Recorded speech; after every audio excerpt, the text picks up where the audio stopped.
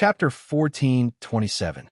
After the dozens of Ahemus warriors charged, the Ahemus warriors and temple guards hiding on both sides of the mine also rushed out, roaring as they charged into the mine. Sore's order was clear, and they had to carry it out. Charlotte only had one gun. They felt that as long as they rushed into the mine, they could kill Charlotte. Then they would capture Langi, the traitor of the Ahemus tribe, alive, and burn her to death. The dozens of Ahemus warriors and temple guards rushed to the mine in the blink of an eye. In just a few more seconds, they would be able to rush into the cave. After that, Xia Lei would be minced into meat paste by the furious warriors of the Ahemus tribe and the temple guards. Sore walked out from behind the rock he was hiding behind. The warriors of the Ahemus tribe and the temple guards rushed into the mine. At that moment, the sound of arrows tearing through the air, the sound of cold weapons cutting into flesh, and the sound of energy ammunition exploding came from the mine. These sounds were mixed together, creating a chaotic mess, giving people a bloody and tragic auditory impact. There were no gunshots. No one could withstand the charge of dozens of Ahemus warriors and temple guards, especially in the narrow tunnel of the mine. Sore's tense nerves finally relaxed, and a sneer appeared on his lips. The Ahemus tribe had paid a heavy price for this battle, but it was worth it. Lontan and Charlotte were both dead, and more importantly, the corridor of rest had been opened. Bring Langi out. Sore walked towards the mine. I will personally execute her. The traitor of the Ahemus tribe. She does not have a right to live anymore. No one responded. Sore suddenly stopped and looked at the mine cautiously. A person walked out of the mine. This was not any Ahemus warrior, nor was it any temple guard. It was Charlotte. Charlotte walked towards Sore, holding the Avenger 1000 sniper rifle in his hand. His steps were not fast or slow, and he was very calm. You? Sore looked at Charlotte with fear in his eyes, not daring to believe it. The corner of Xia Lei's mouth curled up into a faint smile, calm and indifferent. Sore reached for the energy pistol at his waist, but he found that his hand was not controlled by his brain at all. He couldn't even pull out a gun. Charlotte stopped in front of Sore, then drew out his alloy army knife and said calmly, "Do you have any words to say? Who are you? What did you do to us?" Sore's voice was trembling. Charlotte waved his hand, and the sharp alloy military knife flashed in the air before cutting open Sore's neck. Blue blood spurted out. Sorry Eye fell to the ground. His eyes were wide open as he glared at Charlotte. However, Charlotte became blurry in his eyes and disappeared in the blink of an eye. Langi walked out of the mine, looking absent-minded. She had stepped on corpses and blood to walk out, but she had no impression of it at all. A week later, at night, on top of a mountain, the bonfire burned quietly, and the dancing flames dispelled the darkness and coldness. For you, Langi threw a blue object to Charlotte. That was the blue tank armor that she had made for Charlotte. Charlotte reached out and took it. The blue tank armor was very light and very soft. It felt like a piece of clothing. He unfolded it and found that its shape was a bit like an autumn coat.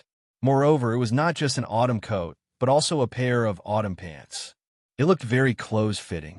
The blue tank armor was sewn with blue tank's tendons, so there was no need to worry about it breaking or anything. After looking at it, he gave Langi a thumbs up and said with a smile, "Your skills are not bad. No wonder you're Old Blue Wood's daughter." Langi curled her lips. "Go put it on and see if it fits. I'll change the parts that don't fit." Okay. Charlotte took the blue tank armor and went behind a tree, where he took off his clothes and put on the armor. A few minutes later, Charlotte walked out from behind the tree. He looked like a diving frogman. The blue tank armor that Langi made for him was like another layer of skin for him. After putting it on, his pectoral muscles, his abdominal muscles, and all the muscle lines were clearly outlined. However, what made him most embarrassed was the position between his legs. There was a large lump that was very eye-catching. Charlotte walked out while holding the position between his legs. He also had an embarrassed look on his face. "Can't you make it bigger? We have a lot of blue tank armor. It won't be a waste of materials to make it bigger, right? Look at what you're making now. What do you call it? A diving suit?" "Langi," he said, Only an amateur like you would ask me to make the blue tank armor bigger. The biggest advantage of the blue tank armor is that it sticks to the skin, making it invisible to people. In addition, when it sticks to your skin, it can absorb nutrients from your skin's capillaries and keep it fresh. In the words of us experts, this is called nourishing armor. The blue tank armor nourished by different people will be different. If you can provide it with better nourishment, it might evolve into a blue tank armor with special properties. Charlotte was stunned. There's such a thing? Lanju said, it's the skin that was peeled from the blue tank. Blue tanks are creatures second only to rock spirits. We Ahimas have another name for blue tanks, the blue forest spirit. In Chinese, it's not the word for life, but the word for forest. They're the spirits of the forest. They have unique evolution and abilities given by their creator, just like how the creator gave you cunning and lecherous characteristics. Charlotte smiled. Thank you for making the blue tank armor for me. But is it fun to make fun of me every day? Lanji rolled her eyes at Charlotte. I'm going to wear mine. Don't peek. She took out another set of blue tank armor from her backpack, then got up and walked behind a tree. Making 2 sets of blue tank armor in a week and being able to do it so well was naturally because of the craftsmanship that surpassed the master. But the more important reason was the Ice Soul Dagger that came from the Ahimas Empire's royal family. Without the Ice Soul Dagger, no matter how good the craftsmanship was, it would be impossible to cut the blue tank armor so thin and so close to the body. Charlotte did not peek, although it was just a blink of an eye for him. When Lanji hid behind the tree and put on the blue tank armor, he shifted his gaze to the other side of the mountain, looking in the direction of the far east. The corridor of rest had already been left behind. Past this mountain was the 3rd region, Lan Tan's territory. To reach the Canyon of Origin, he had to pass through the 2nd District's Blue Tank territory and the 1st District's Rock Spirit territory. This journey was like circling the Earth from the equator. He did not know how long it would take to reach the Canyon of Origin, nor did he know how many dangers awaited him on the road ahead. It would be great if I could have a raptor like the One Holy Thunder Road. It would save me a lot of trouble by flying over. If I walk like this, it would take at least a year to reach the Canyon of Origin, right? Thinking about the long road ahead, the hardships and dangers, Charlotte could not help but frown. But no matter how far it was, no matter how many hardships and dangers he would encounter along the way, he still had to persevere because this was his final answer and his only hope of returning home. Lanji walked out from behind the tree, one hand covering her chest, the other covering the area between her legs. She carefully walked towards the bonfire, staring at Charlotte cautiously, as if afraid that he would molest her. Although she was protecting the important parts of her body, Charlotte still saw it. The blue tank armor was like another layer of skin for her, and 2 protruding spots could be clearly seen on her plump breasts. There was also a bump on the area between her legs, and there was an obvious dent. The line of her buttocks was even more close to her body, and the fullness and plumpness were always provoking people's desires. At first glance, what was the difference between her and not wearing clothes? Her skin was also blue, but the black stripes on the blue tank armor were missing. Don't look. Lanji glared at Charlotte, and his gaze made her very uncomfortable. Charlotte smiled. Then why don't you wear a coat? Lanji said, what do you know? Wearing the blue tank armor and warming up to the fire can speed up the process of the armor recognizing the skin. Otherwise, why do you think I'm dressed like this to warm up to the fire? You're lucky, you pervert. Charlotte was speechless. Lanji sat next to the bonfire, leaning very close.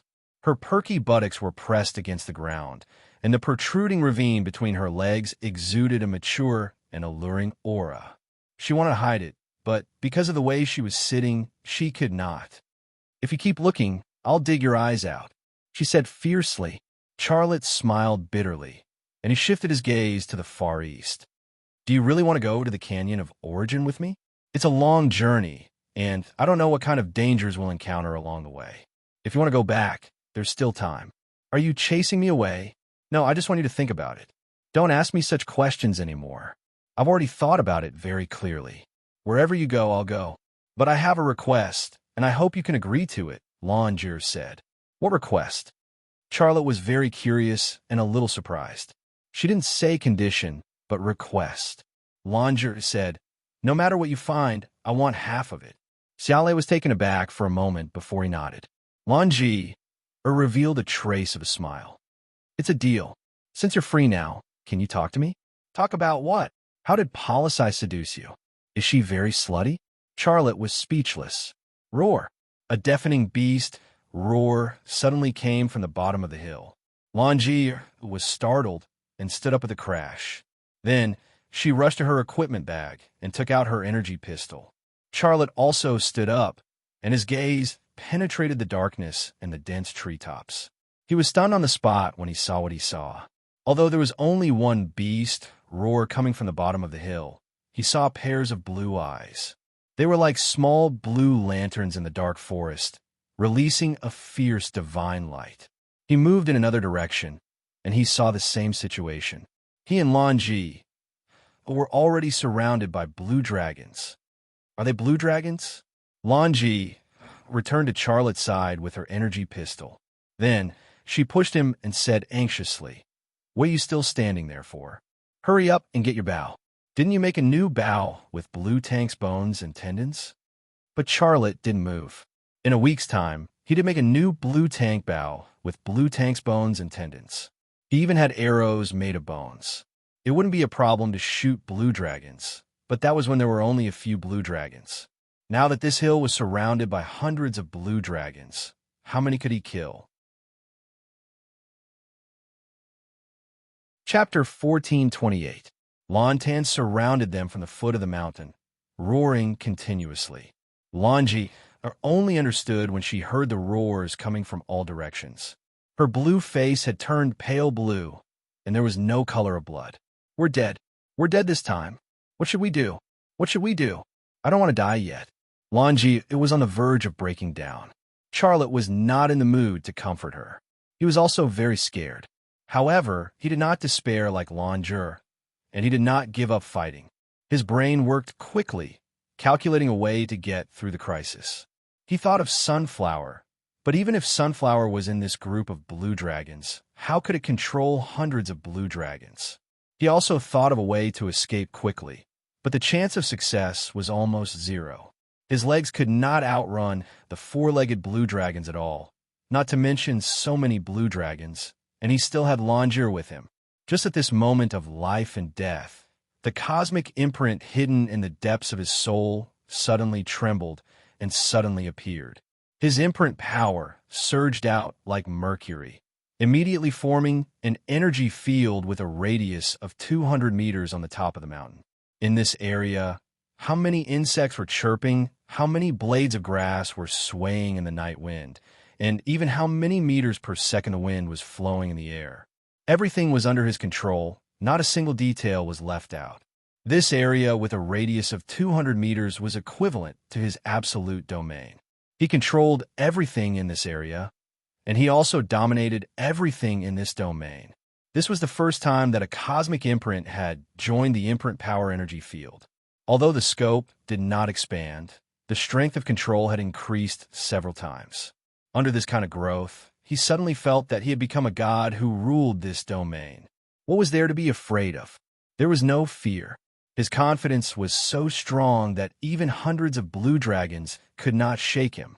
Suddenly, the imprint power energy field caught a trace of vibration. Charlotte's gaze instantly moved to the equipment bag next to the campfire. The trace of vibration that the imprint power energy field caught came from the equipment bag. It was the crystal hand bone.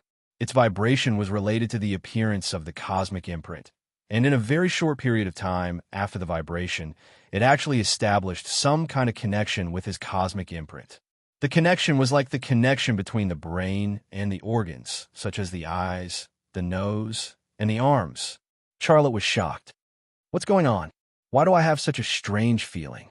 In the past, I didn't even have such a feeling with the crystal skull, let alone a connection. Could it be that my branding power and the universe brand have become stronger? Or is it that the threat to his life stimulated his potential? Was that the reason? Maybe, maybe not. Regardless of the reason, Charlotte quickly opened his equipment bag and took out the crystal palm. The moment the crystal hand was grasped in his hand, the feeling of being connected to him suddenly became even stronger. Before he took out the crystal hand, the connection between him and the crystal hand was only limited to the spiritual level. It felt like the crystal hand bone had become a part of his body. However, when he held the crystal hand in his hand, he suddenly felt like the crystal hand had really become a part of his body. He did not have time to think about why. The crystal hand bone suddenly produced a huge suction force, sucking the branding power in his body. The connection became unstable and intermittent in the blink of an eye, and his body became weak because of the loss of a large amount of branding power. This was really killing him. He originally thought that it was a chance to get through the crisis, but he did not expect that before he could figure out what was going on, he would become weak because of the crystal skull's energy absorption. It was originally a battle with absolutely no chance of winning. How could he fight now? The roars of beasts at the foot of the hill were heard, and hundreds of blue dragons had already launched their charge. The rumbling sound of running shook the entire mountaintop. The ground was shaking, and the trees were also knocked down by the running blue dragons. Quickly think of a way. I don't want to die. I don't want to die. Lanji had already collapsed, and she ran towards Charlotte. She seemed to want to hide behind Charlotte, but she did not expect to kick Charlotte's equipment bag. 2 bottles filled with blue liquid rolled out of the equipment bag. That was the blue milk that Polisai had squeezed for him. He had kept it. Even when he was fighting Lontan, he could not bear to drink it. At this moment, 2 bottles of blue milk suddenly came into his sight, and a flash of inspiration suddenly flashed in his mind. He grabbed a bottle of blue milk, unscrewed the sealed cap, and gulped it down in one gulp.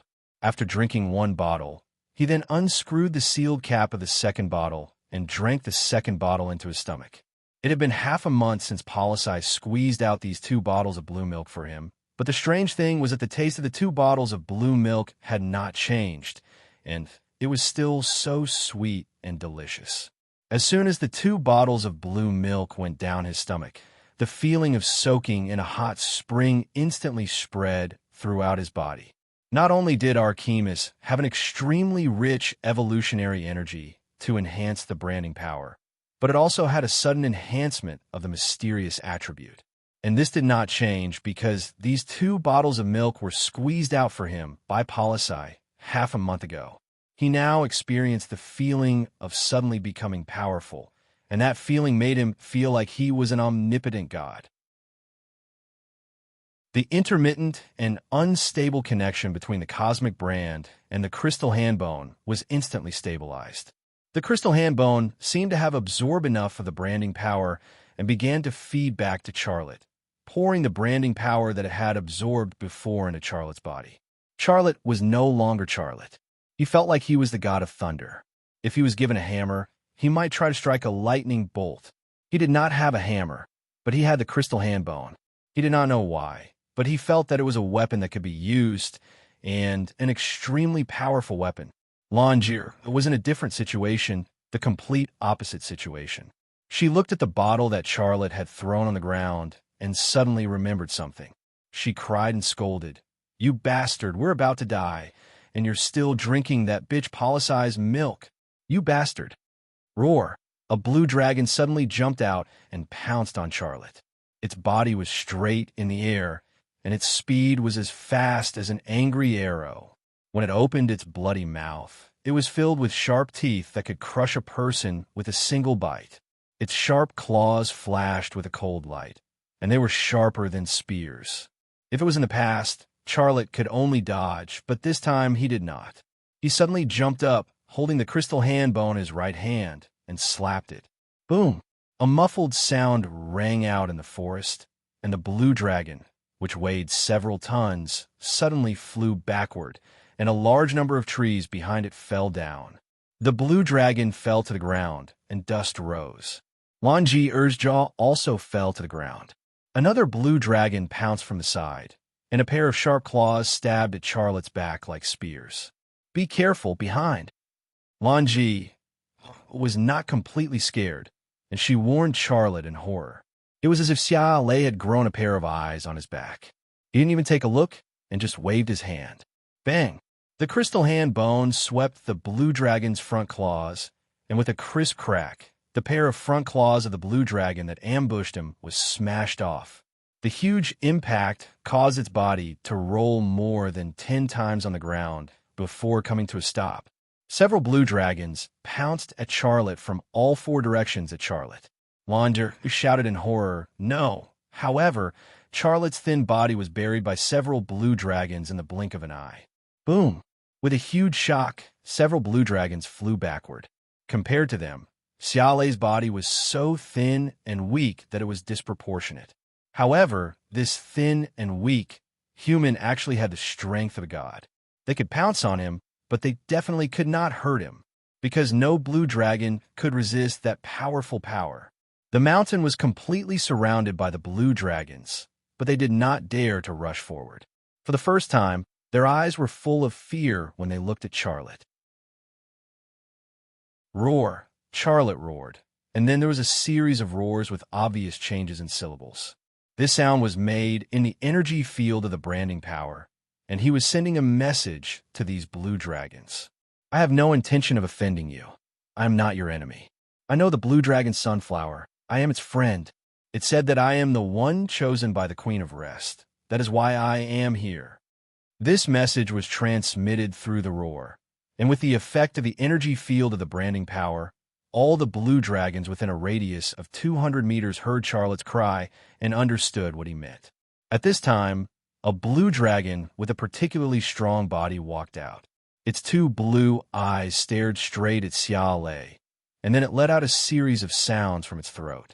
The energy field of the branding power captured its thoughts, and Charlotte's brain also translated its meaning. I'm the king here, human.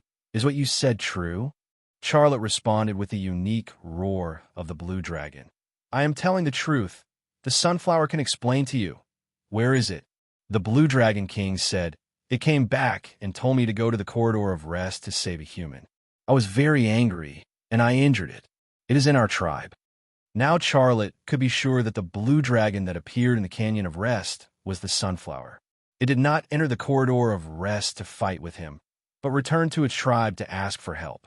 This was a smart move because it could not win against that blue titan, not to mention that blue titan had a powerful beast army. In addition, the armed forces of Achemus were also an invincible threat to it. With these 2 reasons it left, but it should not have thought that its king not only did not believe its words, but also injured it. Charlotte was also secretly glad that he did not pin his hope of rescue on the blue dragon sunflower. If he pinned his hope on the blue dragon sunflower, he and Lanji would probably be digested in the stomach of the blue dragon at this moment. No matter what, don't count on anyone. Only yourself is the most reliable. Charlotte glared at the blue dragon king and took a step towards the blue dragon king.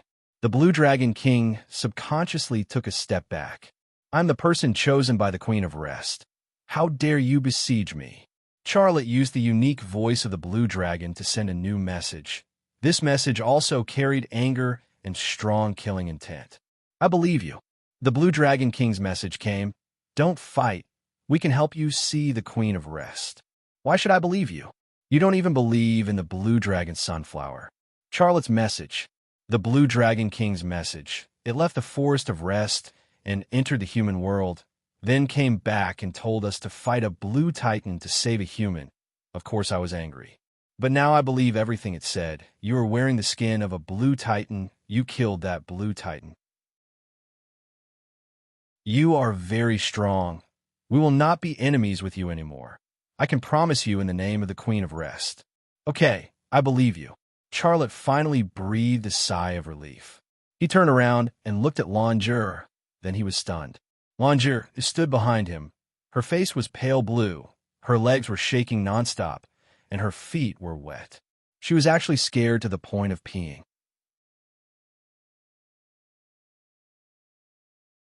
Chapter 1429. The light of dawn dispelled the darkness that shrouded the forest of rest. A barren mountain entered Charlotte's sight. That mountain was called Dragon Mountain in the Blue Dragon world. The Blue Dragon tribe was on that mountain. There were more than 1,000 blue dragons living on that barren mountain. However, This was not the number of all the blue dragons in the Forest of Rest. It was just the number of the blue dragon tribe. There were about 100,000 blue dragons living in the Forest of Rest, which was the size of Earth. There were more than 100 tribes of various sizes. Dragon Mountain was just one of them. The Blue Dragon King led the team into Dragon Mountain. The roars of the blue dragons could be heard from the Dragon Mountain. On the back of a blue dragon, Longer grabbed onto Charlotte's sleeve tightly. Even so, she was still very nervous. Charlotte looked back at her and said with a smile, "Where did your courage go? I'm warning you, don't pee. If you pee on the back of a blue dragon, it will be a huge insult to the blue dragons. I won't be able to save you then." Longer's face turned blue. She glared at Charlotte and said angrily, "Even if I pee, I will pee on you." Charlotte did not know how to continue. A provocative smile appeared at the corner of Longer's mouth. "You're obviously a very lecherous person, but most of the time, you're very serious and shy. Your character is just as unpredictable as your ability." Charlotte smiled bitterly. He could not even understand himself, let alone an Ahemus woman. However, his goal in talking to Longer was to ease her nervousness. It seemed that he had achieved his goal, although it brought about some side effects. The Blue Dragon King led the team up the Dragon Mountain majestically. The so-called tribe, of course, was not the kind of tribe that humans or Ahemus built with houses. Instead, it was made up of caves of various sizes. The largest cave was the residence of the Blue Dragon King. It was also the center of power for the Dragon Mountain tribe. Charlotte's first stop was the largest cave in the Dragon Mountain. Most of the rocks in the cave were blue in color. Under the natural light, the entire cave was a faint blue, giving it a unique sense of mystery. Charlotte also saw many spirit ores. Some were embedded in the rock walls, and some were hidden in the middle of a blue rock. Their existence created a psionic energy field in the cave. Anyone who was in this energy field would feel as if their body and mind were being purified. The Blue Dragon King sent a new message. "My friend, please wait for a moment. Rewa will be here soon. I will arrange the summoning ritual. If Queen of Rest responds, you will soon be able to enter the Canyon of Origin and meet her." Charlotte was surprised by his message. "What summoning ritual? I can't explain. You'll know when the time comes." After leaving this message, the Blue Dragon King left. Only Charlotte and Longer were left in the cave. It was very quiet. The moment the Blue Dragon King left, Longer was suddenly rushed toward a rock wall. Charlotte grabbed her hand and held her back. "What are you trying to do?" I'm not trying to do anything." Longer's eyes flickered. "I need to pee. Can I find a place to pee?" Charlotte said with a smile. "Don't think I don't know. You're eyeing that rank 1 spirit, all right? Let go of me. I'll take it." Longer struggled for a while, but she couldn't break free from Charlotte's hand. Charlotte stopped smiling and said in a deep voice, "Are you trying to get us killed? It wasn't easy for me to gain their trust. If you steal the spirit or from the Blue Dragon King's house, how do you think they will deal with us?" Longer pleaded softly. "There are so many here. What's the big deal if I steal one? The Blue Dragon King won't find out." Slap! A crisp voice interrupted Longer's words. She tilted her head and saw Xiaolei's palm landing on her perky buttocks. Her buttocks rippled deliciously beneath his hand. "You slap." "You."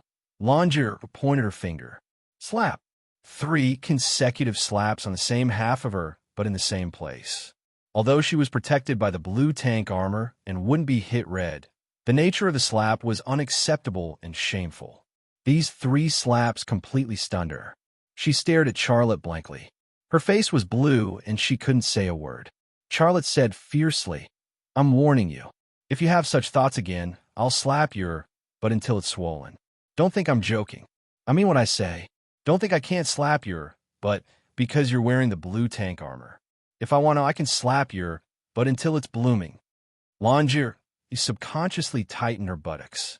That was because the scene of Xiaolei sending a blue dragon flying with a slap appeared in her mind. The blue dragon, which weighed a few tons, was like a pillow under his slap, flying away at will. She still didn't understand what was going on, but she knew that Charlotte definitely wasn't lying. If he wanted to, he could slap her and her, but would blossom. Charlotte let go of his hand. Longy, it didn't steal the spirit, or... She covered her butt and pouted, looking like she was about to cry. Charlotte coughed and looked away from her. No matter how reasonable it was to slap a woman's, but so forcefully, such a thing would always be embarrassing. The cave was quiet again. There was no sound at all.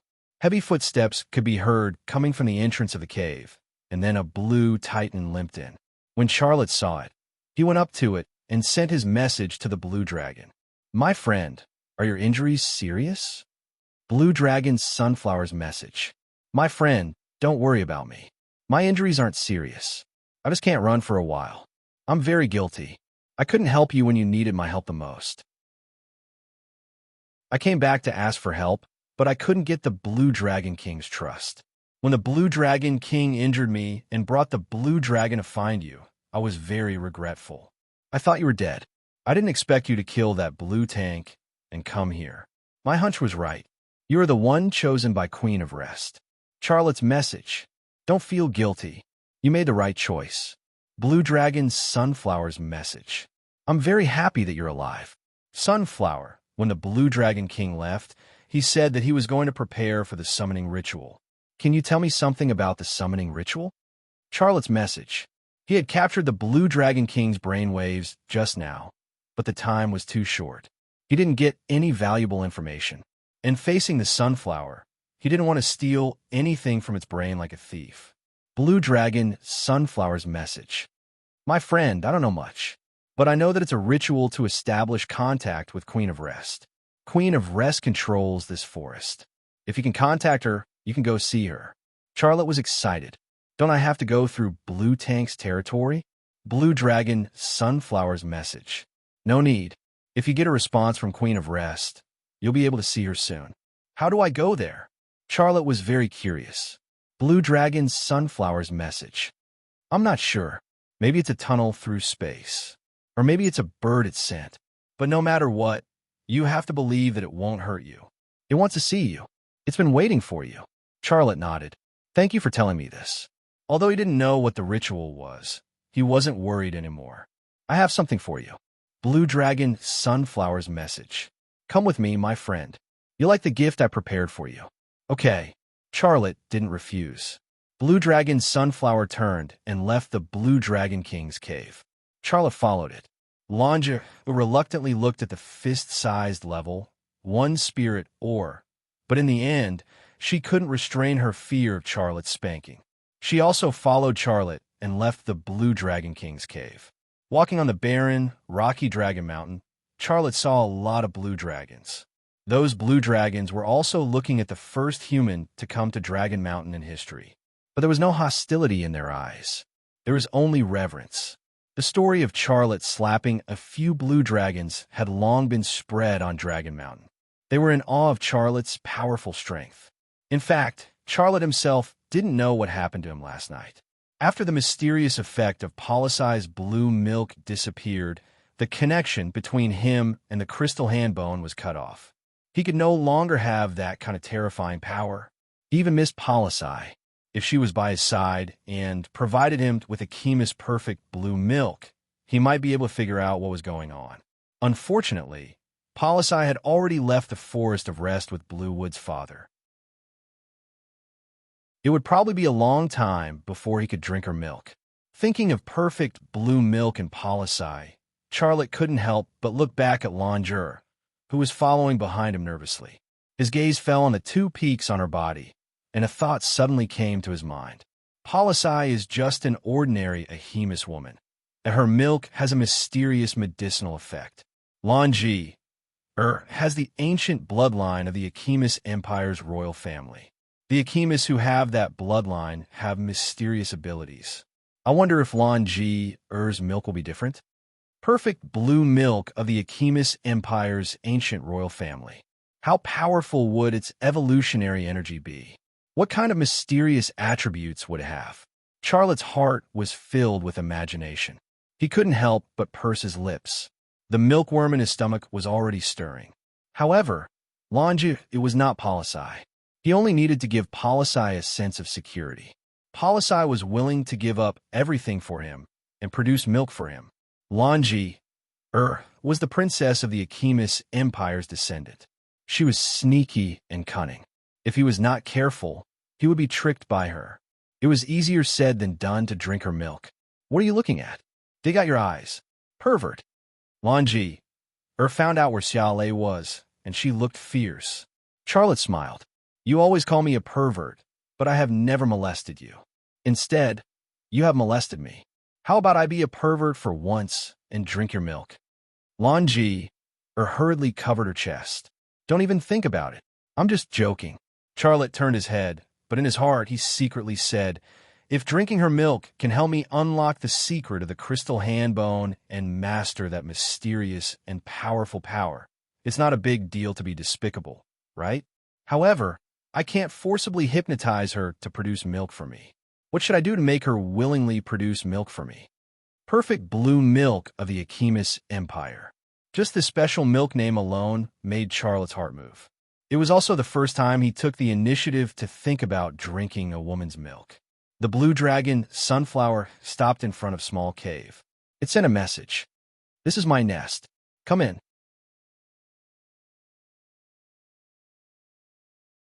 Chapter 1430. The nest of the blue dragon Sunflower was much shabbier than that of the blue dragon king. It was much smaller and didn't have as many blue rocks. The light was slightly dim. The blue dragon Sunflower walked to its nest made of weeds and dead branches, then took out a 1-foot square alloy box and a bag made of animal skin with its mouth. The bee skin bag was bulging, and it was obvious that there was something inside. Before Charlotte could see through it, the blue dragon Sunflower opened the animal skin bag with its claws. A smooth blue light suddenly radiated from the animal skin bag. The light was very soft and very pure. Charlotte and Longi were both dumbfounded. There were several spiritual ores in the animal skin bag. They were of different sizes and shapes, but each of them was so dazzling and contained rich spiritual energy. One of the oval-shaped ores was about the size of a human fist. It looked purer than the other ores and contained more spiritual energy. Looking at it was like looking into an eye. It was a very strange feeling. That's a top-quality level. One spiritual ore. Longi cried out in surprise. Charlotte said, how many levels are there of spiritual ores? Longi said, according to the purity and the energy contained in the ancient Achemis Empire, spiritual ores are divided into 5 levels. Level 3, Level 2, Level 1, Special Grade, and World Stone. Each level has a range of energy values. The closest to the maximum value is the best. Level 3 ranges from 1 to 20. If it's 18, 19, and 20, then it's the best of Level 3. Level 1 ranges from 40 to 60. If it's 58, 59, and 60, then it's the best of Level 1. Charlotte understood. In the Achemis tribe, he had scanned himself with the Blue Moon People's experiment equipment. The equipment gave him a value. There was pure spiritual energy in his body. The purity was 96%, which surpassed the special grade spiritual ores and was second only to the World Stone. At that time, he guessed that there were at least 3 levels of spiritual ores: Level 1, Special Grade, and World Stone. Now it seemed that he was right, but he didn't expect there to be so many details. Longi said again, did you see that? The spiritual ore in the animal skin bag is of the best first grade. Its spiritual energy value is at least 59, and it can even reach 60.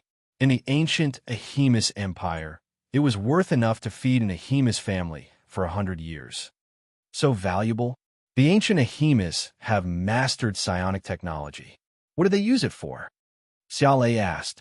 Longi said, it's omnipotent in scientific research, agricultural production, racial evolution, and space exploration. Charlotte smiled. This question was actually superfluous because he himself was an example, omnipotent. My friend, the blue dragon Sunflower's message came. This is the gift I prepared for you. I hope you like it. Charlotte's message. I like it very much. Thank you, my friend. I know about these spirit ores, but what's that alloy box? And the bee skin pouch? How did you get these things? The blue dragon's sunflower's message. These spirit ores were left for me by my mother.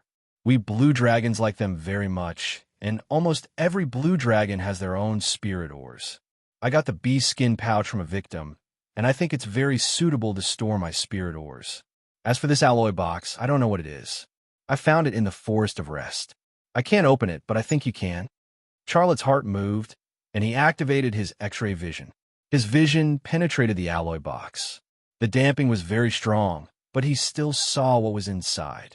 It was a very complicated instrument, with circuit boards, electronic components, wires, and even parts for storing and converting energy. It was very complicated. Before his X-ray vision, Charlotte had a guess, which was that this alloy box was a storage box, and something inside needed a specific password to open it. However, he didn't expect it to be such a complicated instrument. He had never seen this type of instrument before. After his X-ray vision ended, Charlotte carefully looked at the appearance of the alloy box. It was bronze, and it looked very old. It was not the silver that the Blue Moon people often use to make alloy equipment. There were no markings on the surface of the box, only some marks that seemed to be left by impact. His curiosity was immediately aroused. What kind of instrument was this? Why are you in a daze? Hurry up and get those spirit ores back. Lanji urgently touched Charlotte's waist. Charlotte's thoughts were interrupted, but he didn't take the spirit ores in the bee's skin pouch. Instead, he asked a new question to the blue dragon sunflower. This box looks very old. I think it's some kind of instrument. My friend, where did you get it? Blue dragon sunflower's information. Once, I chased a prey to a very remote place. My prey fell down a cliff, and I went down as well. Then, I found this box at the bottom of the cliff. I was still young at that time, and I thought it was fun, so I took it back. Charlotte thought for a moment. Did you find anything else like this under the cliff? Like fragments or something? The blue dragon sunflower shook her head. No, the cliff was shrouded in a thick fog, so I couldn't see it clearly at all. It was too wet, and I was worried that there might be swamp traps, so I didn't dare to go deep. Where is the cliff? It's in the north. If my leg is fine, I could take you to see it. The blue dragon sunflower's message. But I don't want you to go to that place. That place is very evil, and it makes me feel uneasy. Tell me, why do you want to go under that cliff? Charlotte's message. I'm just curious. I don't have to go to that place. The blue dragon sunflower's message. My friend, please accept my gift and wait for the ceremony to begin. Don't think about that cliff anymore. That's not where you should go. Before Charlotte could take the gift, Lanji reached for the beast's skin pouch. She wasn't interested in the ancient instrument disguised as a metal box. She was interested in the spirit ores in the beast's skin pouch. The blue dragon sunflower glared at Langer. Its eyes were very big, and when it glared, it revealed an ominous glint, as if it wanted to eat something. Langier was scared. She retreated and muttered in her heart, "What a stubborn brain. Isn't it the same if I hold it?" Charlotte took the beast skin pouch and expressed his gratitude to the blue dragon sunflower. "Thank you, my friend. But these spirit ores were left for you by your mother. Is it appropriate for you to give it to me?" "Of course it is appropriate, my friend. You are the one chosen by Queen of Rest. It is my honor to give you a gift." The blue dragon sunflower's message. Charlotte smiled. "Then I'll accept it." The blue dragon was different from humans. It gave him a gift out of respect. If he didn't accept it, it would be disrespecting it. Charlotte stayed in the sunflower's cave for a while. Then a blue dragon came and took him and Lanji to a cave and let them stay there temporarily. The cave was very small. Not to mention a bed, there wasn't even a nest made of grass and leaves. In addition, there was no toilet, bathroom, or anything like that. It was just a cave. After all, the Blue Dragon's tribe was an animal tribe. It was impossible to treat guests like humans. After the Blue Dragon left, Langer said anxiously, "Let me see that top-quality level 1 spirit ore." Charlotte didn't care. He took out the top-quality level 1 spirit ore and handed it to Langier. Langier giggled. "You are quite generous sometimes." Charlotte said, Don't talk nonsense. Hurry up and see it. Give it to me when you're done. Lanji curled her lips. You're stingy. Charlotte smiled.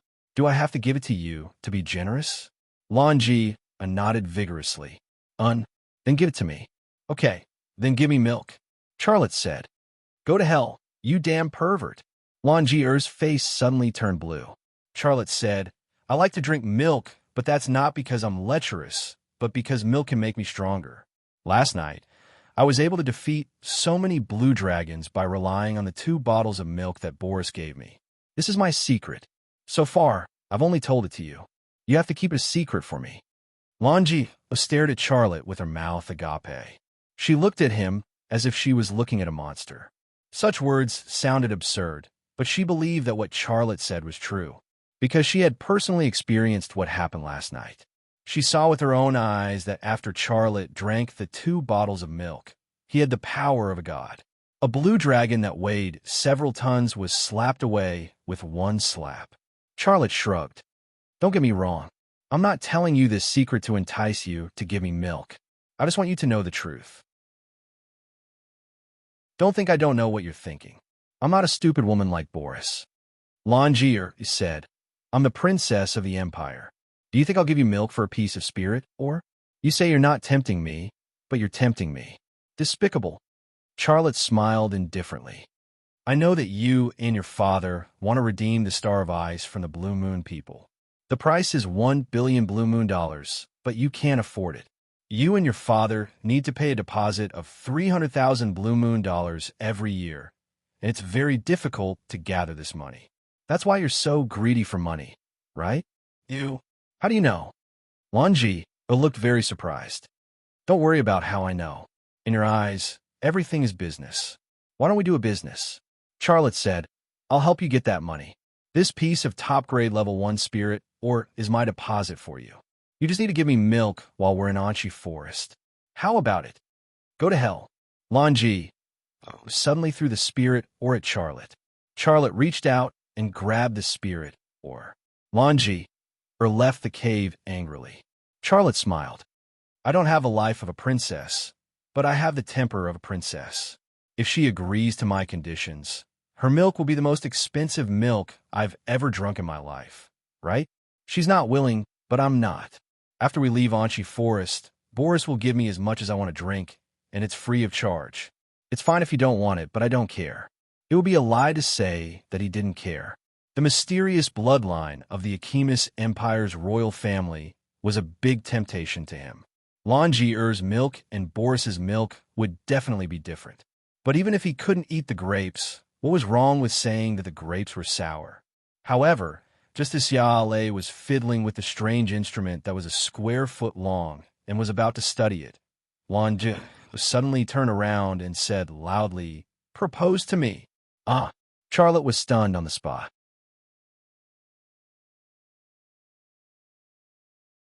Chapter 1431. Ask me to marry you. This sentence gave Xiaolei a big fright. He looked at Lanji blankly. His thoughts stopped, and he didn't know what to say. Lanji strode in front of Charlotte. Her eyes were hot. Did you hear what I said? I asked you to propose to me. Xiaolei, on the other hand, was still in a daze with a blank look on his face. Don't you want to drink my milk? I'm the princess of the Akimis Empire. I won't let you take advantage of me like Policia. Only my husband can touch my body. If you want to drink my milk, you have to marry me. Langier said, although the Akimis Empire no longer existed, she was still a descendant of the royal family. She was a princess. How could she be the same as Policia? Policia was just a poor widow. Her requirements were very low, so low that it couldn't be any lower. She was a princess. How could her requirements be the same as a widow's? Charlotte finally came back to his senses. He smiled awkwardly. I really want to drink your milk, but I don't want to marry you. I don't want to touch your body when I drink your milk. I just need to hypnotize your body and let it enter the breastfeeding period. Then you can send it to me. You can hypnotize my body? Langier looked very surprised. Of course. Why else do you think Policia produces milk? Charlotte said. He wanted to drink Langier's milk. The basic principle of milk production, or rather, the basic reason, had to be told to her. 1 billion blue moon dollars? And you won't touch my milk. I'll just give it to you? Charlotte nodded. Yes, this is my deal. If you agree, your milk will be the most expensive milk in the universe. If you miss this opportunity, you won't find a fool like me to buy your milk again. Your milk is equal to the homeland of the Achemis people. The Star of Ice is also equal to the hope of the Achemis Empire's restoration. So, think about it seriously. 1 billion blue moon dollars to buy milk was indeed the most expensive milk in the universe. Charlotte's sincerity was higher than the heavens. However, in the face of such sincerity, Lingerie smiled, and the pair of big breasts on her chest trembled nonstop. Ha! What are you laughing at? You liar! Do you think I'm that kind of ignorant little girl? Give me a beautiful hope, and then I'll unbutton your clothes and satisfy your perverted desires? Let me tell you, I know how much money you have. Where did you get 1 billion blue moon dollars? I will earn it. 1 billion blue moon dollars isn't a big number for me, Charlotte said. On Earth, he had a net worth of trillions.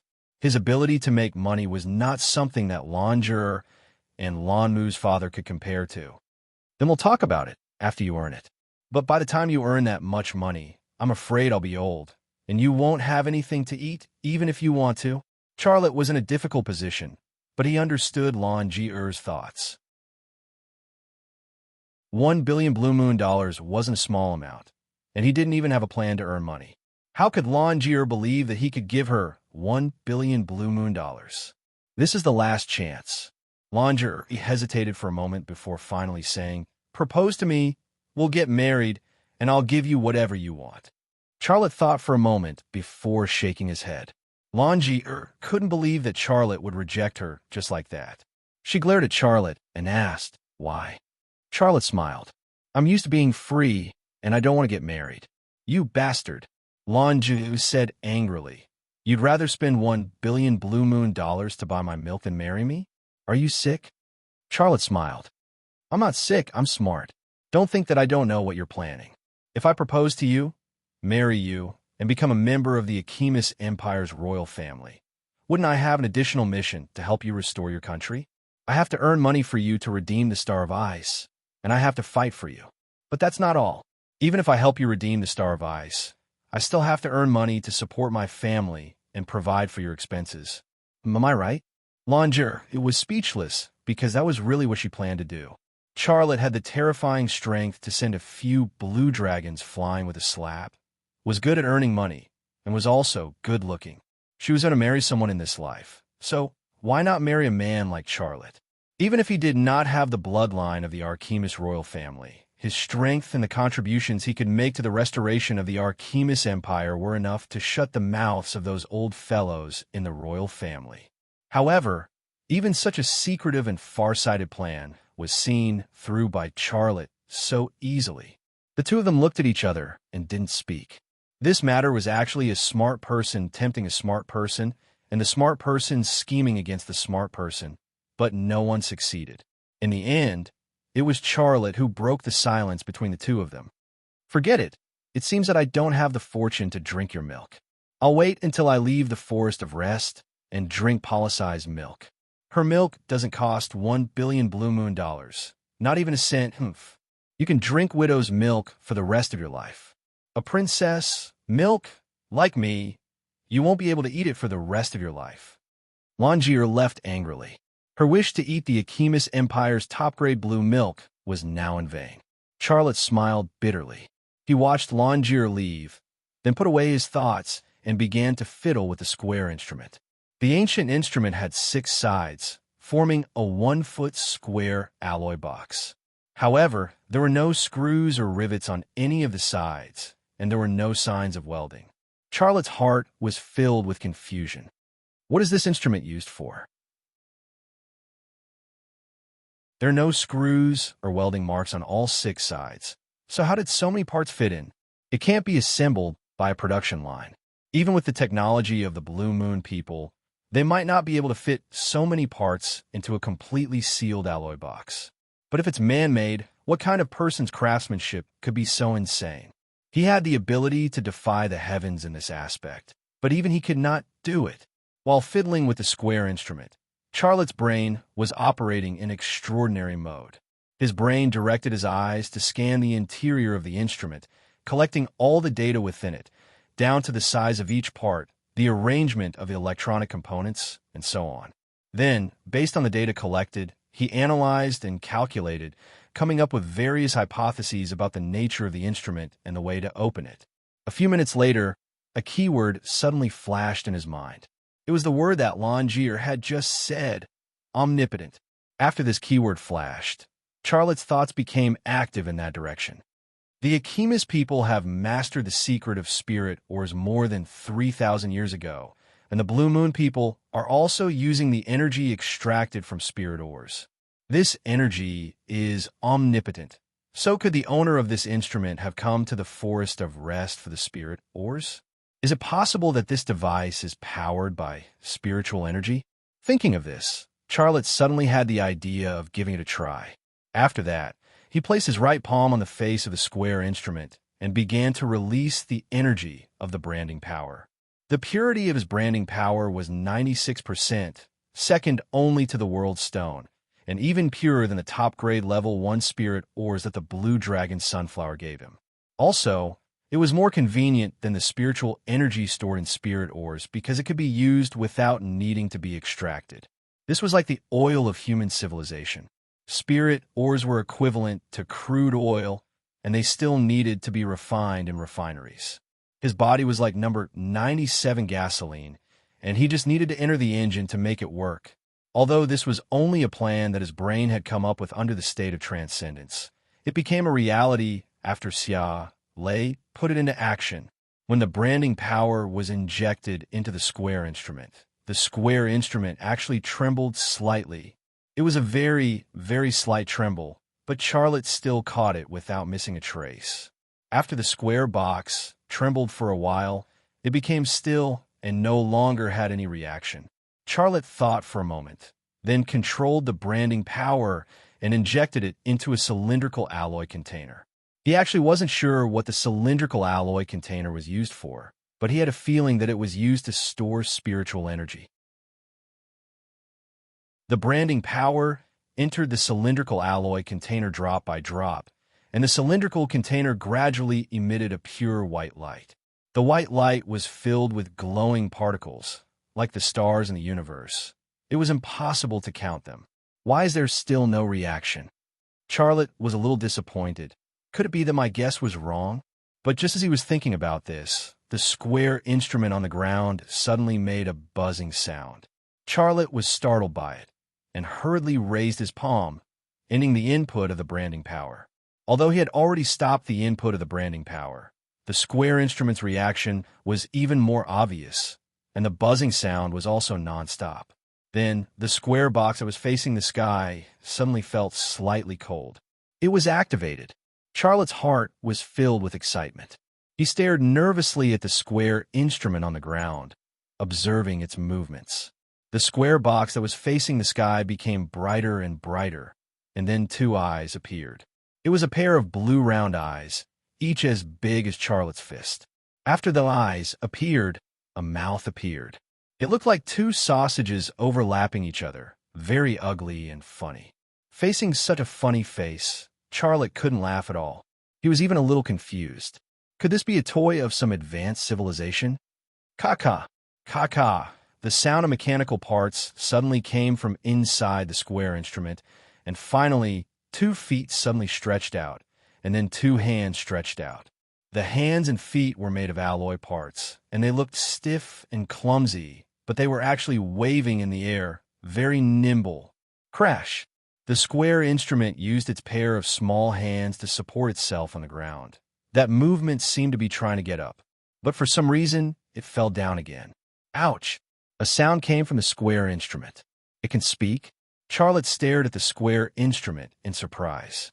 The square instrument's 2 orange-like eyes stared straight at Charlotte, and then a series of words came from its body. There were many different languages, but Charlotte had not heard any of them before. Finally, the square box spoke in Akimis language. You idiot! I have spoken more than 100 languages, and you can't understand a single one. Can't you see that I have no strength to get up? Give me a hand. Idiot. This time, Charlotte understood. He had been inexplicably scolded by the square instrument, and it had used more than 100 languages. Perhaps the words used to scold him were different. Hey, F*CKU, say something. Are you a pig? You're so stupid. If you were my son, I would shoot you into the wall. This time, the square box spoke in the Blue Moon language.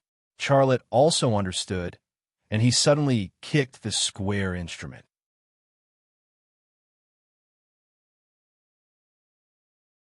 Chapter 1432. With Xiaolei's kick, the square box immediately flew up. Ah! The square box screamed. Danger! Help! Clang! The square box fell to the ground and skidded for about a meter before stopping. It was unscathed, but there were a few scratches on the ground. Charlotte walked toward the square box. Don't kill me. The box crawled up from the ground and begged for mercy in a pitiful voice. I have a family, and an 80-year-old mother. What will happen to them if you kill me? This time, it spoke in the Akimis language. It seemed to think that Charlotte was a real Akimis. Charlotte was wearing a blue armor, and there were some black marks on his body from last night's battle. They looked like the black stripes of the Akimis. However, his face was a flaw, but how could a box that had just woken up notice these details? Only then did Charlotte speak. I'm not an Akimis. I'm a human. Do you know humans? The square box shook its head. We're humans. Before it could curse, the square box seemed to realize something. It raised a pair of stubby hands to cover its mouth. It looked like a child that had said something wrong and was afraid of being punished. It was hilarious. Xiaolei could not help but laugh. It took him a lot of effort to hold back his laughter. I didn't kill you. In fact, I saved you. But you have to tell me, what are you? Where did you come from? The square-shaped box released its pair of short hands and blinked its big round eyes. I call you Daddy. Charlotte turned around and picked up a stone from the ground. He then strode toward the square box. Don't. The square box slapped its mouth. I can't change my bad habit of taking advantage of others. You're the daddy. Oh no, you're the grandpa. Charlotte threw the stone on the ground. You can still speak now because I used my energy to activate you. But it's just a little bit. You won't be able to maintain it for long. Answer my questions honestly. If I think you're useful, I'll use my energy to support you. If you're useless to me, do you think I'll raise a trash like you who only knows how to take advantage of others? The square box was silent for a moment before saying, I'm from a star of ice. I'm the general of Holy King Landeray of the Archimis Empire. All right, I'm actually a pet, the pet of his little prince. My code name is Flaming White Dragon. Please don't look at me like that. I'm scared. All right, my code name is actually Good Square. I am a robot, a very good robot. I can sweep, cook, massage, and I can even tell jokes. It looked funny, and its code name was also funny, but Charlotte didn't feel like laughing at all. On the contrary, he was surprised. I didn't expect it to be a robot from the Archimis Empire. The power of the Archimis Empire is beyond my imagination. How could such a powerful civilization be destroyed? I'm so pitiful now. Adopt me. I can call you Daddy. Good Square said with a pitiful look. Is what you said true? As he spoke, Charlotte quietly released the energy field of the branding power. The entire cave was under his control. However, he didn't catch anything. Good Square was an ancient robot. It didn't release any brainwaves at all. I swear what I said is true. Good Square got up from the ground and stared at the animal skin bag behind Charlotte with its big eyes. His eyes suddenly lit up a little. The animal skin bag contained the spirit ores that Blue Dragon Sunflower gave to Charlotte, including the top-grade level 1 spirit ore. You want spirit ores? Charlotte saw all of Good Square's reactions. Daddy, can you give me one? Good Square raised its short hand. I want the brightest one at the top. It's so beautiful. Then give me something useful. I'm very interested in your story. Charlotte said. Then give me one first. I haven't eaten for thousands of years. I'm King starving. I feel like if I don't eat some, I'll die immediately. Charlotte walked over and picked up the animal skin bag. Then he picked out the worst quality spirit ore and threw it to Good Square. He was actually very curious about how Good Square would eat spirit ores, so he gave it one. Good Square stretched out its short hand and picked up the spirit ore. Then it fed it to its mouth. Every surface was flat, without any gaps. Its eyes and mouth were actually virtual on the flat surface. They weren't real eyes and mouth.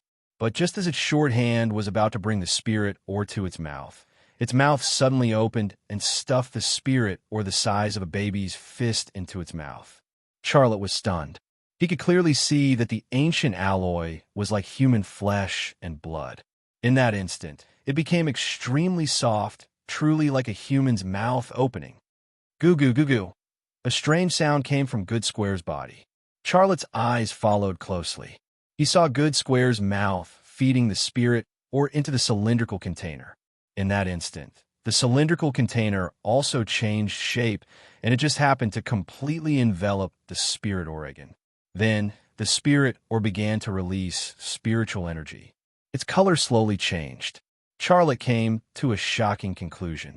The alloy that formed Good Square was a life alloy.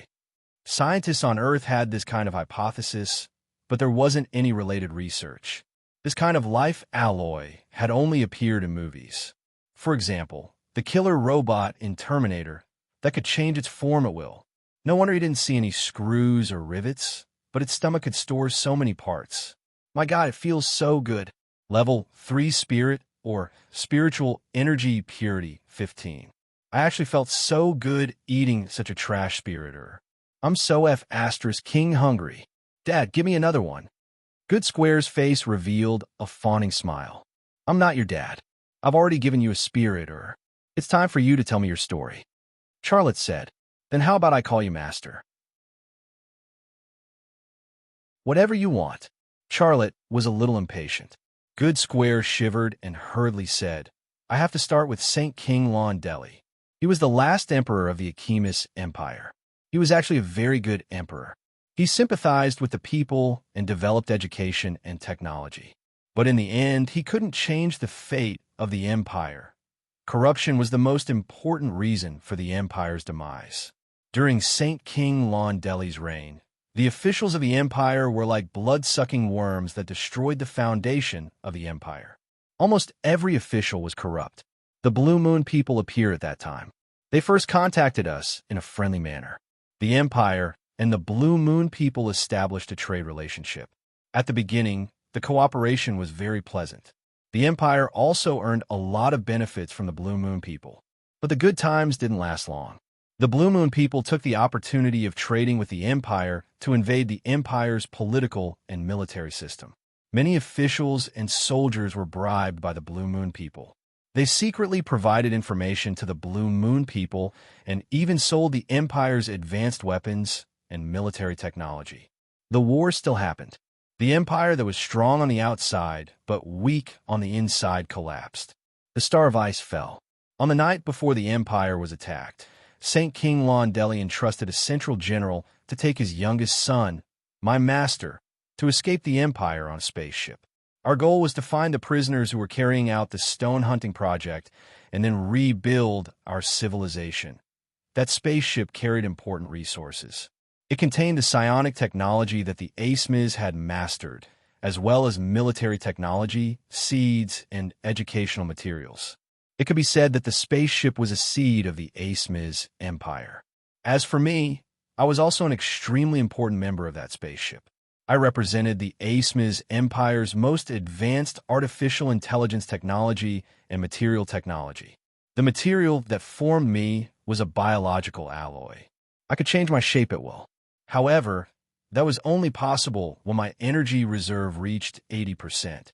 Also, as a backup, my brain stored the Achemis Empire's most important science and technology, including civilian technology, military technology, and material technology. Hearing this, Charlotte's heart started palpitating. He couldn't help but want to get those things immediately, but in the end, he resisted the urge. Haste makes waste. The good prescription in front of him looked quite amusing, but it represented the Achemis Empire's most advanced technology. It would be strange if it was as gullible as a child. The good prescription continued. After sacrificing many frigates, we successfully escaped from the Star of Ice and arrived at the Star of Hope. Holy King Lon Deli planned everything, but he missed one point. The Forest of Rest had an energy field that interfered with the spaceship's control system. We fell from the sky, and unfortunately, we met a few blue titans. The general protecting the prince died in battle, and the Empire's soldiers on the spaceship also died in battle. My poor little master, the future emperor of the Asmiz Empire, was also swallowed into the stomach of a blue dragon. Those detestable blue titans didn't even let me go. They took turns to step on me, flattening me. I used up all my energy to repair the damage they had done to me, and turned into a square shape. Now that I think about it, those blue dragons must have been because I used the spaceship's PA system to scold them during the battle. I can't bear to look back on the past. The moment I used up all my energy, I felt that I would never wake up again in this life. Even if I had psionic power, no one could put energy into my energy conversion system. Forcibly cutting open my body is tantamount to directly destroying me. But I didn't expect Master to have the ability to wake me up. I never understood this. My beautiful Master, how did you do it? This was Hao Feng's story. After listening, Charlotte couldn't help but sigh.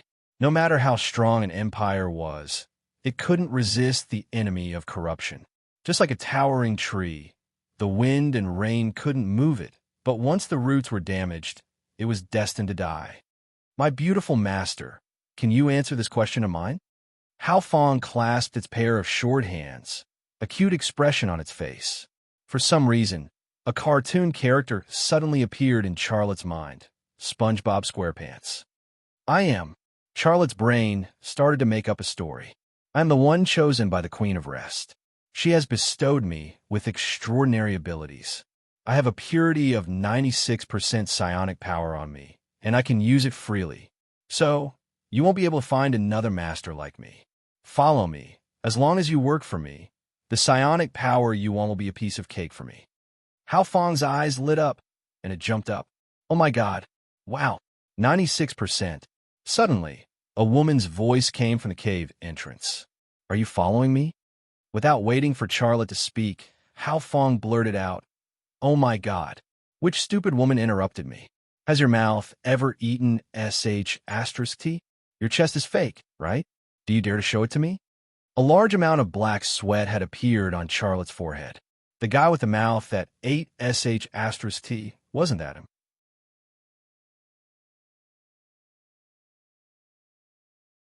Chapter 1433. Lan Ji was scolded, but when she saw Hao Feng, who had grown hands and feet, as well as eyes and a mouth, she was stunned and speechless. Hey, stupid woman.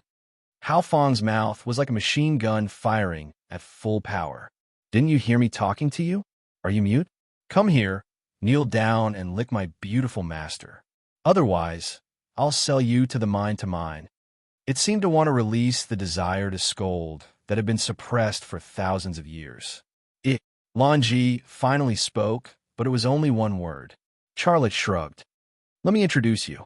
This is my robot butler, Hao Feng. Lan Ji finally recognized it. Isn't it the square box? Charlotte said, Yes, it is that box.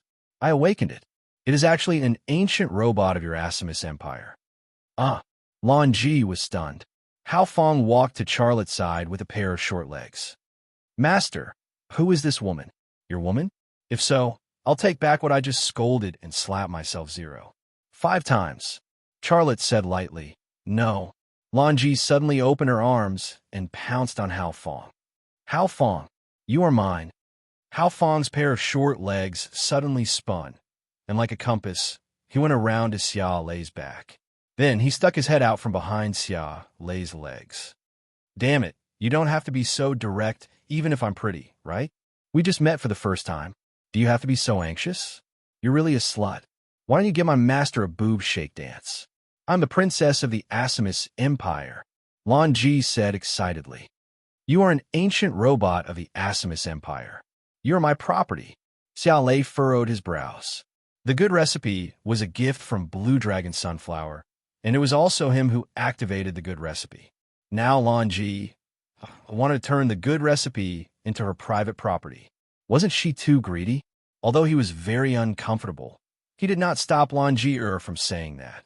From the perspective of their relationship, Hao Fong was the property of the Achemis Empire's royal family, and Lan was the descendant princess of the Achemis Empire. She had the right to say that. Princess? Hao Fong looked surprised. The princess of the Achemis Empire? Right. Lan nodded quickly with a smile on her face. I'm Lan, the surname of the Empire's royal family. I'm a Holy Ice Princess. You shouldn't be with a human. You should be with me. Holy Ice Princess? Yes, I have evidence. Come back with me, and I will show you my identity. Lan was even more excited, and the smile on her face was even wider. You want me to be with you? Yes. Lan Er's gaze moved to Charlotte's face. Although you activated it, it's the property of the Empire's royal family. You can't possess it. Hao Fong wants to be with me, and you can't stop it. Charlotte looked at her speechlessly. However, at this moment, Hao Fong suddenly jumped up and scolded. F***CKU princess. The Empire has fallen, and you so-called royal families are still dreaming of restoring the country. Do you still want to order me around like a slave? Let me tell you, no way. Your grandfather, will never serve any prince or princess again. I feel disgusted when I see you. I'm not anyone's property. I'm a flaming white dragon. I want to conquer this world with my beautiful master. No one was willing to be enslaved, even if it was just a robot with artificial intelligence. From the beginning, Charlotte did not order it around as a slave. He proposed that it work for him and then give it benefits. Langer said that it was the property of the Empire's royal family and wanted it to go with her. Property? Wasn't that treating it as a robot slave? If it followed her, it would still be able to live the life of serving princes and princesses. However, if it followed Charlotte, it would be able to live a luxurious life. How should it choose? Did it need to think for a long time? More importantly, it knew very well that Charlotte did not lie to it. The purity of the energy he had used to awaken it had reached a terrifying 96%. I order you to go with me. Langier roared at Hao Fong. Idiot. Hao Fong cursed casually, his face full of contempt. Let's not talk about the fact that you don't know my core control code. Even if you did, it would be useless. After I was trampled by those blue titans, it was a blessing in disguise, and I erased that code. You order me? What a funny idiot. Even if St. King Lon Deli was reborn, he wouldn't be able to order me anymore. I'm a free machine now. Ha ha ha. With a savage laugh, the ancient robot of the Achemis Empire was free. Its current feeling was probably the same as the feelings of the black slaves at the end of the American Civil War. The freed serfs sang. Come over here. Lanji was not willing to give up. She suddenly reached out to grab Hao Fong. Charlotte grabbed her wrist. You can persuade it, but you can't make a move. It's the property of the Achemis Empire's royal family. Lanji raged at Charlotte. Are you trying to invade the Achemis Empire's royal family's property? Charlotte smiled. The Blue Moon people are still occupying your homeland, the Star of Ice. Why don't you go and reason with them and ask them to return it to you? I awakened it, and it's willing to follow me and be my butler. How is this invading the royal family's property? You are invading the royal family's property. Charlotte shrugged. All right, whatever you say is right. So, even if I'm invading the royal family's property, so what? You? Langer was instantly infuriated. Hao Fong spat on the ground. Master, you're right. Charlotte said, don't call me master. Call me boss. You said that you're a free machine now. You don't have a master, but you can have a boss. Yes, boss. Boss, you're so beautiful. Whatever you say is right, Hao Fong said in a fawning manner. Charlotte was speechless. Hao Fong stared at Lanji, with his orange-like eyes. My boss is right. From now on, I'm a wise and mighty butler, not a robot slave. I don't have a master. You royal family members actually enslaved me in the ancient empire. That stupid prince used my beloved machine as a target and blew it into pieces just to practice his designs. I hate you. Restore the empire? Dream on. Now you know the importance of the common people. Why did you enslave them in the first place? The bureaucracy is corrupt. The common people are living in misery, and you royal family members are enjoying yourselves. There's nothing to be pitted about if such an empire is destroyed. That's not my fault, Longier shouted at Hao Fong. Hao Fong spread out his short hands. So it's my fault? Charlotte said. All right, stop arguing. Longier, Hao Fong is my butler now. It's not willing to follow you, so don't force it. It's with me now, and I have the obligation to protect it. So, don't do anything that makes things difficult for me. Longi bit her lip and hesitated for a moment. Suddenly, she plucked up her courage and said, I'll exchange my milk with you. Charlotte was stunned for a moment and thought to himself, does she know Hao Fong's origin and what's stored in Hao Fong's brain? Do you want to exchange? Charlotte shook his head. No, boss is wise. Hao Fong immediately praised him. Her milk is fake at first glance. How can it be so straight? Real milk is bound to droop. Her milk must have added steel bars and fillers. It's poisonous milk. Shut up. Longi couldn't stand it anymore. Hao Fong refused to shut up and scolded again. Idiot, do you dare to show it? If you don't, it must be fake. Longi was speechless. Charlotte probed. I gave you $1 billion blue moon dollars to buy your milk, but you didn't agree. Now, you're willing to exchange your milk for my butler. Why? While probing, he had quietly released the power of the imprint and brought the entire cave into his control. When dealing with a woman like Longier, who was extremely smart and liked to deceive people, he had to hold back. Longier didn't answer him, but he had already captured Longie's brain waves when she asked this question. She really knew about the existence of that spaceship and knew Hao Fong's origin and value. If $1 billion blue moon dollars couldn't move her to sell her milk, she would rather use her milk to exchange for Hao Fong. That was because the things stored in Hao Fong's brain were priceless wealth.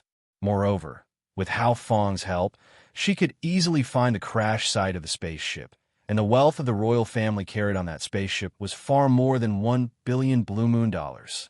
A sneer appeared at the corner of Charlotte's mouth. This woman really had a good plan. After a moment of silence, Charlotte said, Longi, what? You want to chase me away? Longi suddenly became nervous, and there was anger hidden in her eyes. Charlotte said, I have to always be on guard against being cheated by you when I'm with you. I'm tired. You've already gotten what you want. Go. I'll let the Blue Dragon King send a blue dragon to escort you out of the Forest of Rest. I'm not going. Longier panicked. You promised me that you would take me to the Canyon of Origin. This is a part of the deal you made with my father. Are you going back on your word? Charlotte could actually chase her away directly, but he suddenly thought of Polisai, the pitiful woman who gave everything for him. There was a trace of hesitation in his heart. Longi's father wasn't a kind person. If he did something to hurt Polisai, because of this, he wouldn't be able to stop it from the faraway Forest of Rest. Are you hinting at something? Charlotte's eyes turned cold. Longi avoided Charlotte's gaze. I don't. Charlotte said coldly. You know my strength. I'm warning you. You and your father better not even think about hurting Polisai. If you do that, I'll pay you back double. What a Chemis Empire's royal family. They're nothing in my eyes. You. Longi wanted to curse, but she didn't dare to say it. She had seen how Charlotte killed people, but she wasn't afraid of that. However, the current Charlotte made her feel afraid. It's decided. I'll tell the Blue Dragon King and let him send a blue dragon to escort you out of the Forest of Rest. Charlotte said, I've already given you what you want, so the deal is done. You have to keep your promise and protect Polisai. After I leave the Forest of Rest, you have to hand her over to me in good condition. If you hurt her, I swear that I'll destroy the so-called royal family of your Chemis Empire. Longi's mouth twitched, and 2 tears fell from the corner of her eyes. Think about it. When I return, you have to give me an answer. Charlotte walked out of the cave. Okay, let's go out for a walk. Yes, boss. Good Fong moved his pair of short legs and followed Charlotte out. When he passed by Longier, he suddenly said, Idiot, can't you just give him your milk? You won't lose a piece of meat if he eats a few.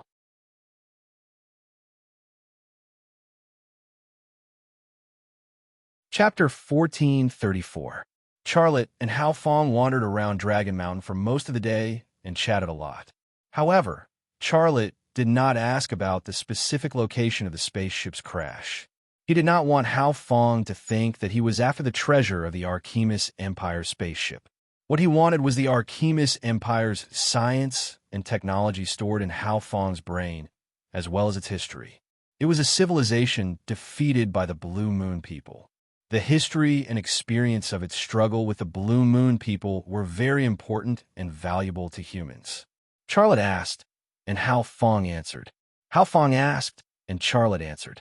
The man and the machine walked and chatted, and the things they wanted to know about each other kept increasing. Charlotte obtained the history and experience of the struggle between the Archimedes Empire and the Blue Moon people, while Hao Fong obtained the information on the current Hope Star.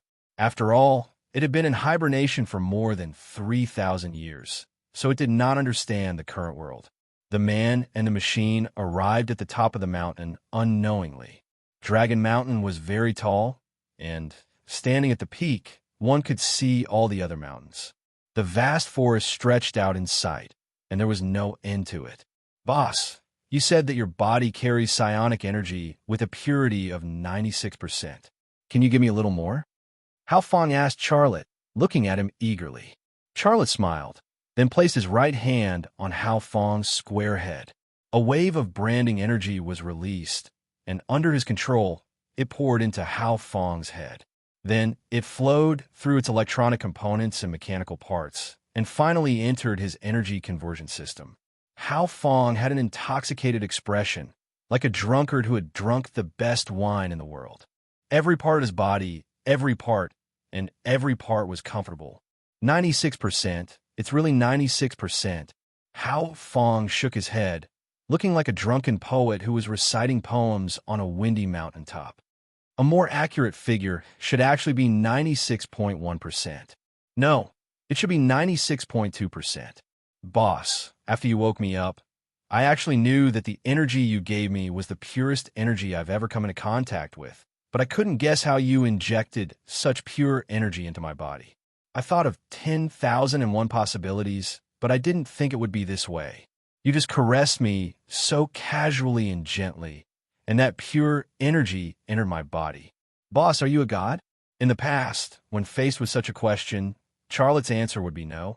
But this time, he said, I'm also looking for an answer. Sometimes people can't be too honest. When it's time to pretend, it's time to pretend. Hao Fong's sudden request for some psionic energy was actually to test his strength.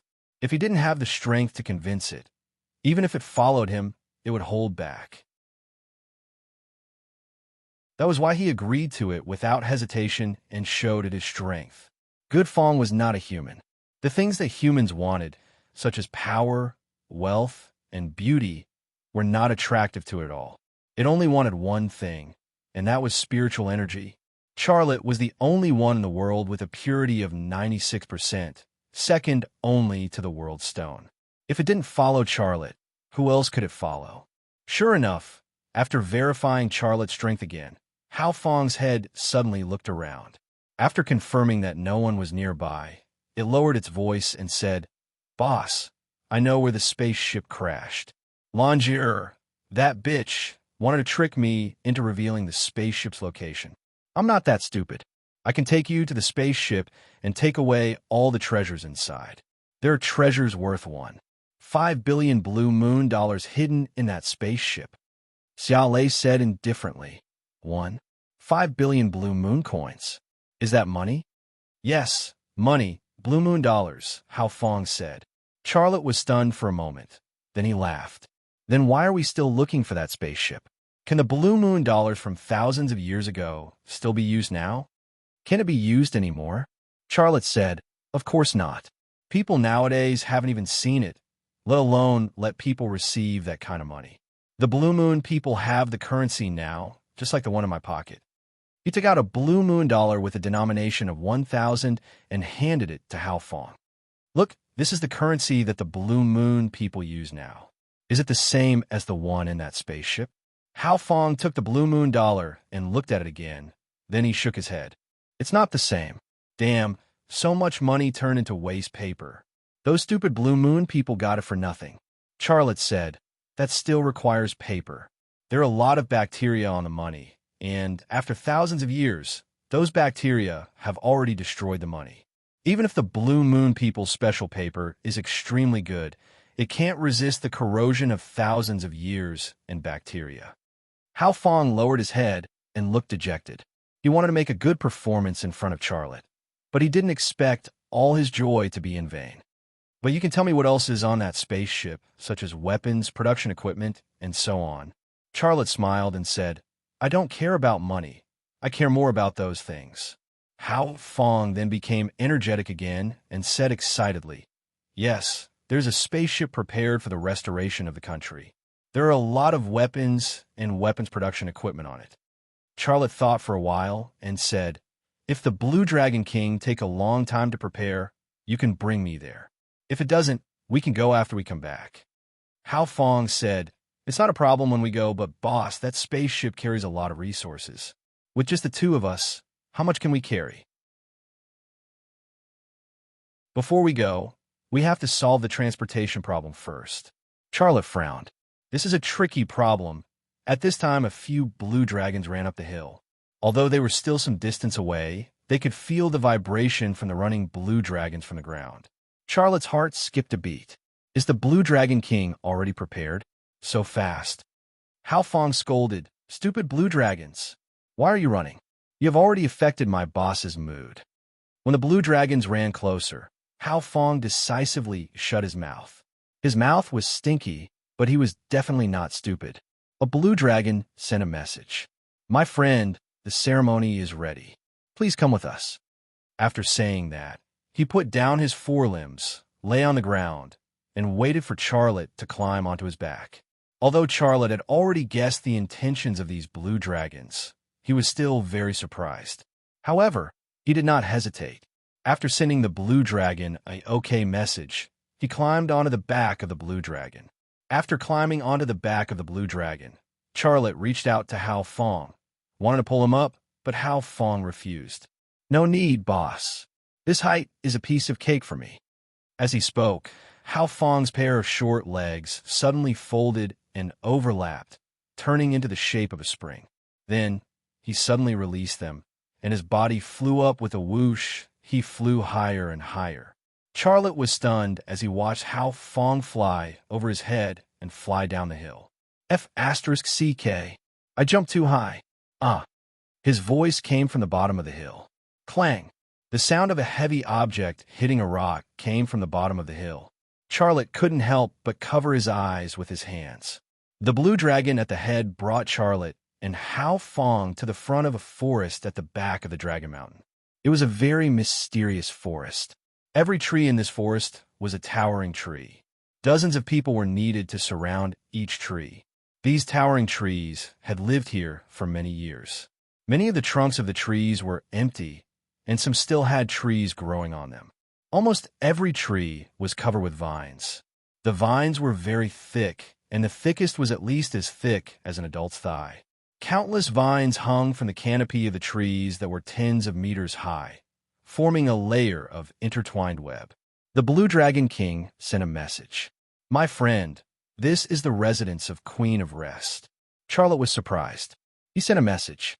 Queen of Rest's residence? Is it inside this forest? No, it is not inside. The Blue Dragon King sent a message. But as long as you go in, the great Queen of Rest will be able to sense your presence. This is like her home, and there are many such homes in the Forest of Rest. This is just one of them. If I go in, then she will know that I am here, and then, how will she let me go to her side to meet her? I have no way of knowing. The Blue Dragon King sent a message. After I left you, I came here to pray, and Queen of Rest allowed me to enter her residence. I sent a message to her, and I can feel her joy when she knows that you want to meet her. That is why it was so fast. If it was something else, the prayer ceremony would usually take a few days to get a response from Queen of Rest. So the so-called ceremony was to pray to Queen of Rest and beg for her response. This seemed like a religious belief.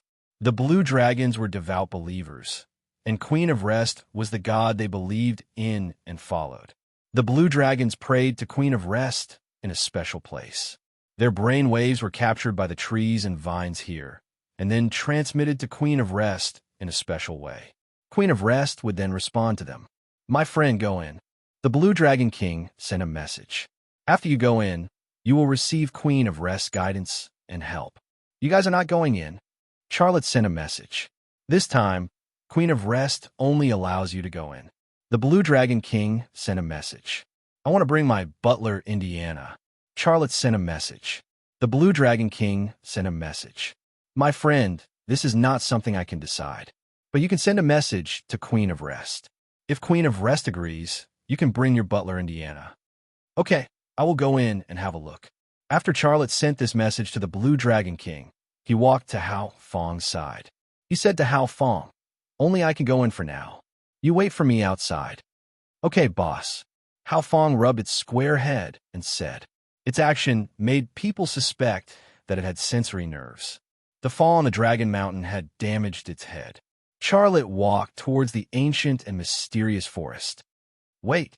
Lan Jier's voice suddenly came from behind. I want to go with you. Boss, that stupid woman is here.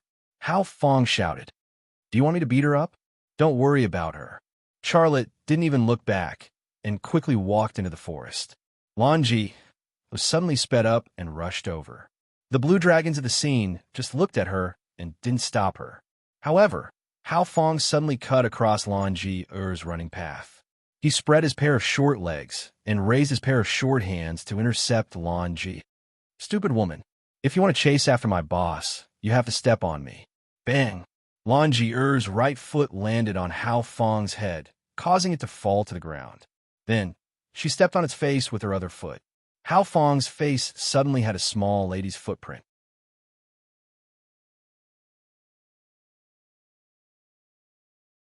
Chapter 1435. Hao Fong's short legs bounced off the ground, and he jumped up from the ground with a whoosh. His face suddenly shifted from the front to the back, and his arms instantly switched from front to back. Then he pushed his right arm forward, and his arms suddenly elongated. With a whoosh, his fist smashed into Lan Jier's perky butt. Lan Jier, who was running, did not expect Hao Fong to have such an ability. Caught off guard, she let out a muffled groan, lost her balance, and crashed into an ancient tree. Charlotte happened to walk past the ancient tree, and he saw everything that had just happened. He saw Hao Fong suddenly elongate his arm and smash his fist into Lan Jier's butt. Then, Lan Jier threw herself at him. Charlotte frowned. She's really a sticky piece of gum. Once she's stuck to me, I can't get rid of her. What do I have to do to make her give up? However, at this moment, the vines on the ancient tree all rose up. It was not just this one. The vines on the ancient trees at the front of the ancient forest all flew up, instantly forming a real net. It was a boundless net. Bang! Lan Jier's body hit the net formed by the vines. Suddenly, there was another muffled sound, and her body was immediately bounced back. After flying for a few meters, she fell to the ground, landing on her, but with her hands and feet facing the sky. At the moment when Lan Jier was bounced back, Charlotte very clearly captured an energy field, as well as the movement of a mysterious energy. That mysterious energy was directed at Lan Jier, and it was very terrifying. If it wanted Lan Jier's life, she would probably be a pile of minced meat by now. This was obviously just a warning punishment. Lan Jier got up from the ground and looked at Charlotte behind the net formed by the vines. Her tears flowed silently. Ha ha! Idiot! Idiot! Hao Fong laughed. You're the stupidest idiot I've ever seen, and you're a poisonous idiot. Oh, ha ha! Lan Jier did not react at all, but her tears flowed even faster. For some reason, seeing her fall down in a sorry state, and seeing her cry, Charlotte felt a sense of guilt. However, he still made his choice and turned to walk into the depths of the forest. The forest was shrouded in a thin layer of mist, and towering trees rose from the ground into the clouds. The white mist floated like ribbons between the tree trunks and the canopy. The ancient and mysterious aura was everywhere, and this forest gave people a feeling of a fantasy fairyland. Charlotte walked forward step by step. The ground under his feet was very wet, and there was not a single weed. It was unknown how vast this ancient and mysterious forest was, but but it looked very pure. There were only towering trees and vines hanging from the trees. Other than that, there was nothing else. After walking for a short distance, Xia Lei looked back. It was very strange.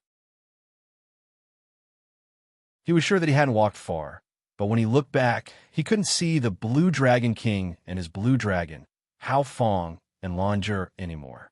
Even if he used his X-ray vision, he couldn't see them. Charlotte braced himself and walked forward.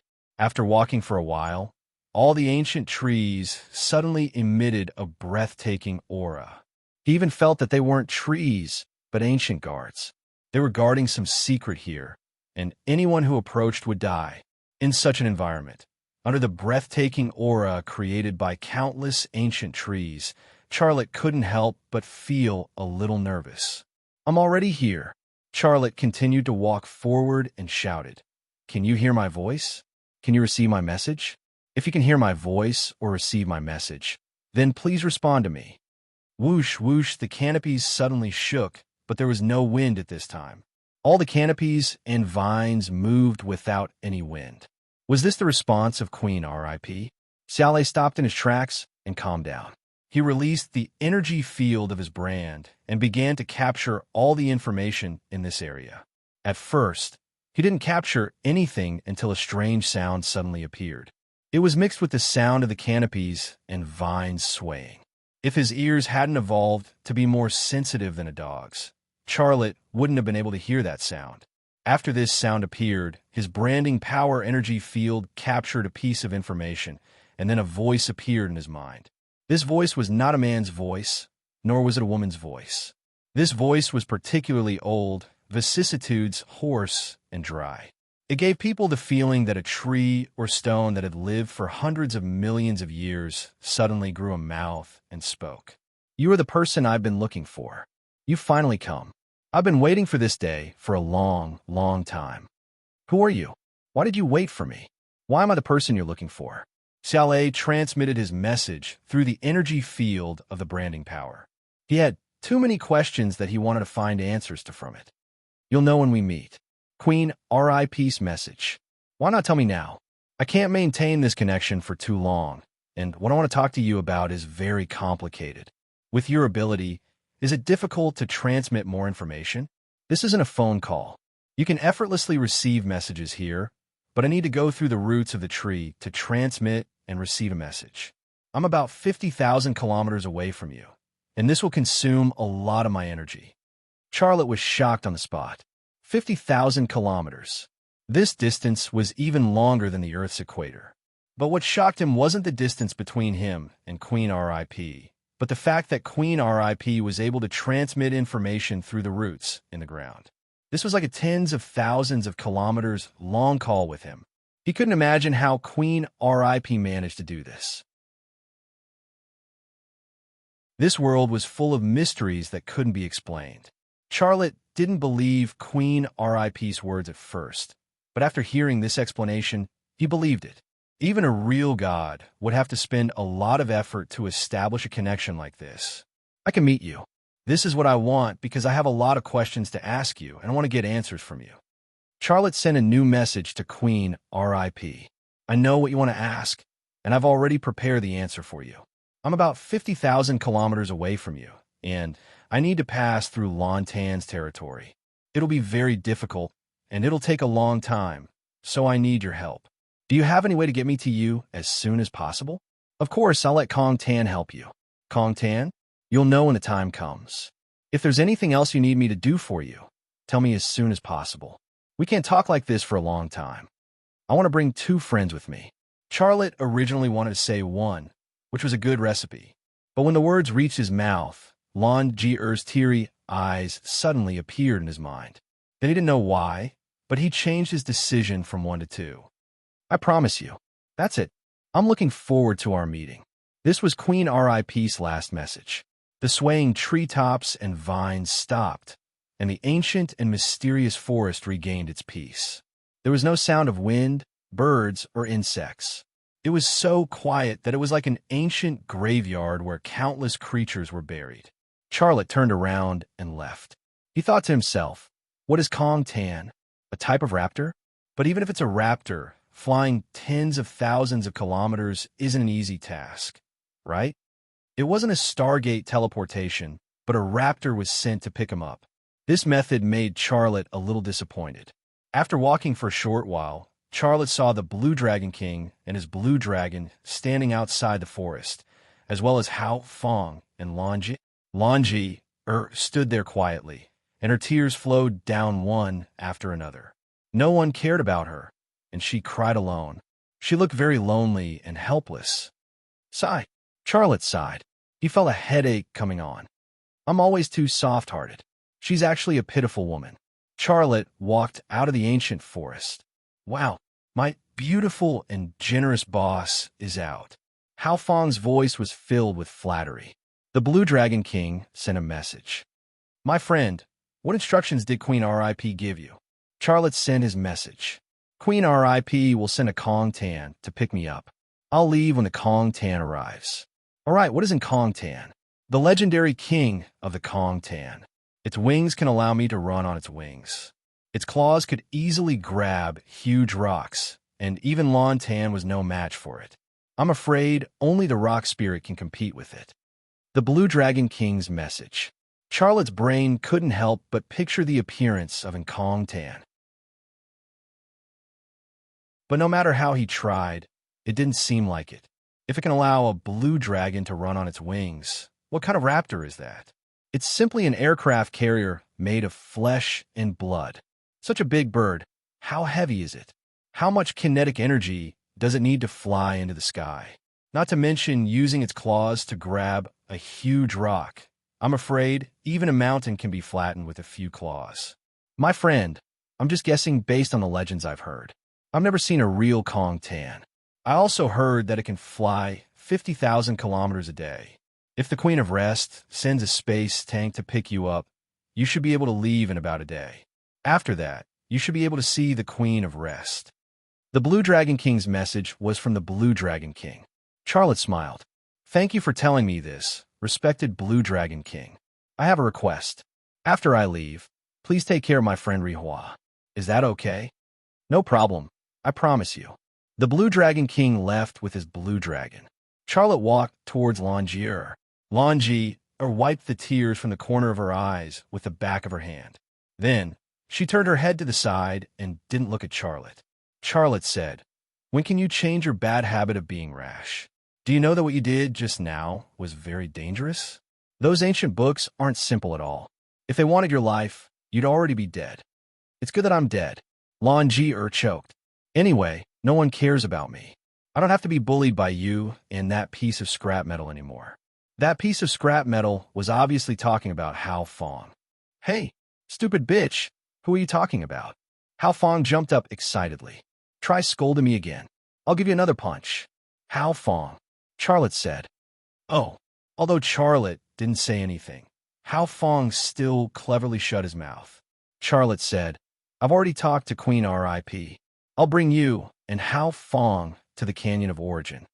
Lanji was slightly stunned. Why did you change your mind? Because you're pitiful. Charlotte brushed past her. Also, don't think about the wealth in that spaceship. Hao Fong said that the stupid Holy King Lon Deli spaceship was indeed filled with wealth worth 5 billion blue moon coins. But it was filled with blue moon coins. Do you think money from thousands of years ago can still be used now? Even if it can be used, that money has already turned to mud. Lanji's lips moved. Her voice was very soft. Why are you telling me this? Because you're pitiful, Charlotte said. Lanji's mouth suddenly revealed a trace of a smile, but her tears flowed out again.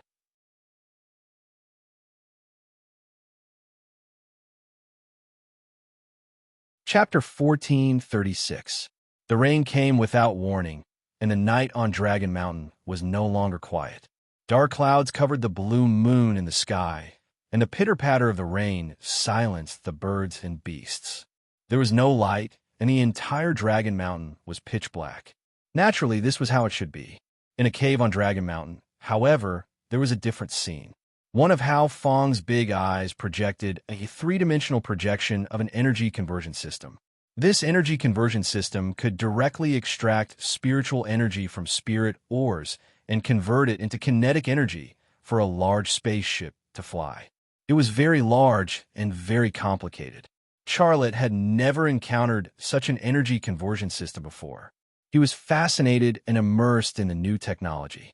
His brain was like a sponge that had been exposed to the sun for a few days, greedily absorbing the moisture of scientific knowledge. This energy conversion system was the energy conversion system of the crashed spaceship, which was called Ice Star. In Charlotte's eyes, it was the lungs of Ice Star, and the heart was the spaceship's engine. Without an energy conversion system to provide energy for the spaceship, even the most powerful engine would not be able to operate. "Boss, can you tell me why you are so interested in that spaceship?" Hao Feng's voice was heard. Charlotte said, "I'm thinking that it wasn't destroyed. It just fell because of the interference of the Forest of Rest energy field. Its damage shouldn't be too serious. If we can repair it, maybe we won't have to worry about how to transport the materials in the spaceship out of the Forest of Rest anymore." "Huh, boss, you're indeed the smartest person I have ever met. Why didn't I think of such a brilliant idea? The gap between us is really too big." Hao Feng's words flowed like a river, and his words of praise flowed without end. Charlotte laughed. I'm the first human you have ever met. Okay? Of course I am the smartest." Hao Feng giggled a few times. "But boss, I don't think you can do it." "Why?" "Repairing spaceships has always been done by robots. They're called engineers in the Achemis Empire's military system. Their processors store all of the spaceship structure and related troubleshooting procedures. Your brain can't store so much. Moreover, that ship has already crashed for thousands of years. There must be countless malfunctions. Even if you master all the skills of an engineer, I'm afraid it will still take you several years to fix that ship." Hao Feng said. Charlotte said, "Then show me a projection of an engineer robot." "Let me see." Hao Feng immediately deactivated the three-dimensional projection of the energy conversion system and projected a three-dimensional projection of a robot in front of it. Before this robot projection appeared, Charlotte thought it would be a humanoid projection. But what appeared in front of him was a caterpillar robot that was shorter than Hao Feng. It had several arms, some of which were equipped with wrenches, some with welding torches, and some with connectors for data transmission. Although it was very small, one could tell at a glance that it was multifaceted. Charlotte couldn't help but exclaim in admiration. With such a small size, it's convenient for it to enter the internal parts of the equipment for maintenance. It's not a human's feet, but caterpillar tracks, which allows it to adapt to more environments. The Achemis technology is really impressive. Such a powerful civilization was defeated by the Blue Moon people. How impressive! The Achemis Empire lost to itself, to corruption, not to the Blue Moon people. The Blue Moon people were just a bunch of thieves. They appeared at the most appropriate time and bought the most appropriate people, Hao Feng said. Charlotte thought of the Ming Dynasty. At that time, the Ming Dynasty was the most powerful civilization on Earth, but the bureaucracy was corrupt and the people had no way of making a living.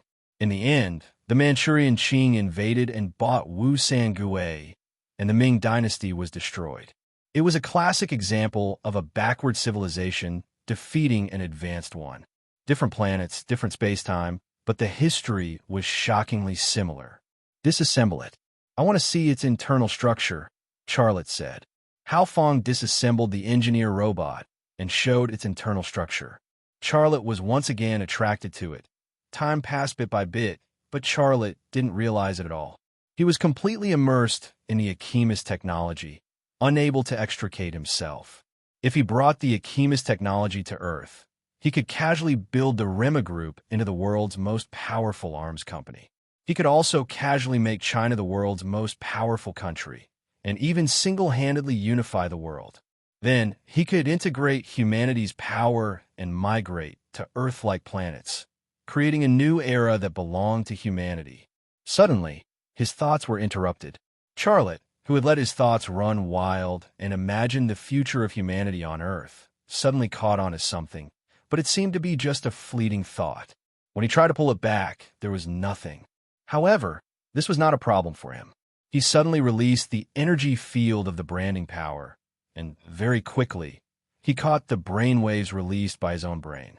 He quickly caught that fleeting thought from the brainwaves that were still floating in the air and had not dissipated. At that moment, his brain thought of reincarnation. He came from Earth 1,000 years ago and came to the new world 1,000 years later. In this new world, he fought, learned, and fought for his destiny. If he could return to Earth, he would change the destiny of humanity on Earth. Then, humans migrated to the new world.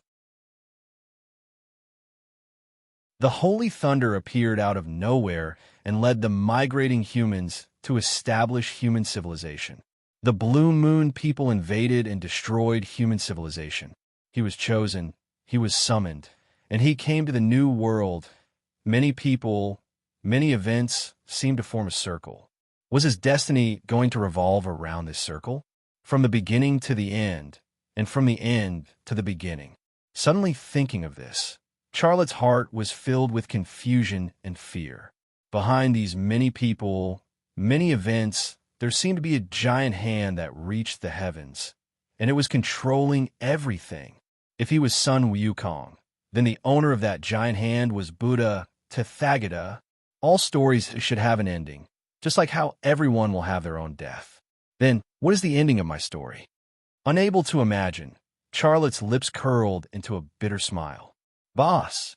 Hao Feng's voice interrupted Charlotte's thoughts. You've been staring at the internal structure of the robot engineer for an hour. You haven't said a word, and you haven't moved. Are you asleep? I'm not asleep, Charlotte said. I'm learning. He was indeed learning. Even when his brain was thinking about life, his brain was also studying and learning the technology of the Ahemus. His brain could multitask. It did not affect each other. In an hour, he had already memorized all the internal structure of the robot engineer, as well as the relevant technological knowledge. Hao Feng suddenly canceled the 3D projection of the robot engineer. Boss, that stupid woman is here. In fact, Charlotte knew that someone had come earlier than Hao Feng. Other than him, Lan was the only person on Dragon Mountain, so he did not even need to probe to know that it was her. Lan Ji walked into the cave, her body dripping wet. The rain outside was not heavy, but it was still falling. Xiaolei shifted his gaze and looked at the drenched Langer. Where did you go? Aren't you afraid of getting sick? Langer, he said. Hao Feng, please go out for a while. I want to talk to your boss. Huh? You want Grandpa to go out? Hao Feng said disdainfully. Who do you think you are? A princess? Oh, you're really a princess. But I won't go out. If I go out, you'll rate my boss. My boss is so beautiful, I have to protect him. Charlotte, I don't want to quarrel with you. I have something very important to discuss with your boss, Langier said. Charlotte said, you can say it in front of Hao Feng. It's okay. Langier bit her lip. About the milk, I want to talk to you alone. Lanji was the perfect princess of Ahemus. It was indeed not good to talk about such a thing in front of Hao Feng. Charlotte looked at Hao Feng. Hao Feng put his pair of short hands behind his back, then slowly walked out of the cave. As he walked, he said, Damn, this rain reminds me of the famous poet Alfonso. He said that every drop of rain is the tears of stupid women, and the number of raindrops corresponds to the number of women crying. I want to see how many women are crying, and I suspect that there are some stupid women in those tears. In a string of filthy words, Hao Feng's square back disappeared at the entrance of the cave. Old hooligan, rotten iron. Langier spat softly. When Hao Feng was here, she definitely did not dare to scold him, because that was what Hao Feng wanted. Charlotte smiled. It has a bad habit, but it's nothing. Then he changed the topic. You said that you want to talk to me. Why do you want to talk to me? Langier walked in front of Charlotte. You want to drink my milk, but you're too embarrassed to say that word? Charlotte shrugged awkwardly. I'm just considering your feelings. I don't want you to be embarrassed. If I take the initiative to bring it up, I won't feel embarrassed. Langier's eyes looked very firm. Then you say it. You know the mission I carry. I live for that mission, and I will die for that mission. So there's nothing I can't give, Langier said. Charlotte said, everything has an end, and there's no empire that lasts forever. The death of some things is the law of nature, and you should accept it calmly. You shouldn't live for a mission, you should live for yourself. Although this world is terrible, I believe that you will be able to find the happiness that belongs to you. Longier smiled bitterly. What are you doing? Giving me psychological intervention? I don't need this. Then what do you need? 1 billion blue moon dollars? Longi shook her head. I don't want your money, and I don't want your good prescription. Even if you give me that old hooligan now, I will kick him away. Then what do you want? She didn't want money, and she didn't want good prescription. This change was too fast, and Charlotte did not know how to talk to her. Longier said word by word. I want you to kill the blue moon in the sky. Charlotte was stunned on the spot. This is what she wants. He didn't expect it at all. You said that my milk would make you stronger, and I'll make you stronger. I will feed you, and you will kill the blue moon in the sky. This is my condition, the only condition. For me, for humanity, I think you will, right? Longi stared at Charlotte, her eyes burning and full of expectation. Charlotte nodded. Then it's a deal, Longier said. Deal. Charlotte accepted, and then he couldn't wait any longer. Why don't you give me a little now? Longi covered her chest. Let's wait until we reach Origin Canyon. Charlotte couldn't help but swallow a mouthful of saliva.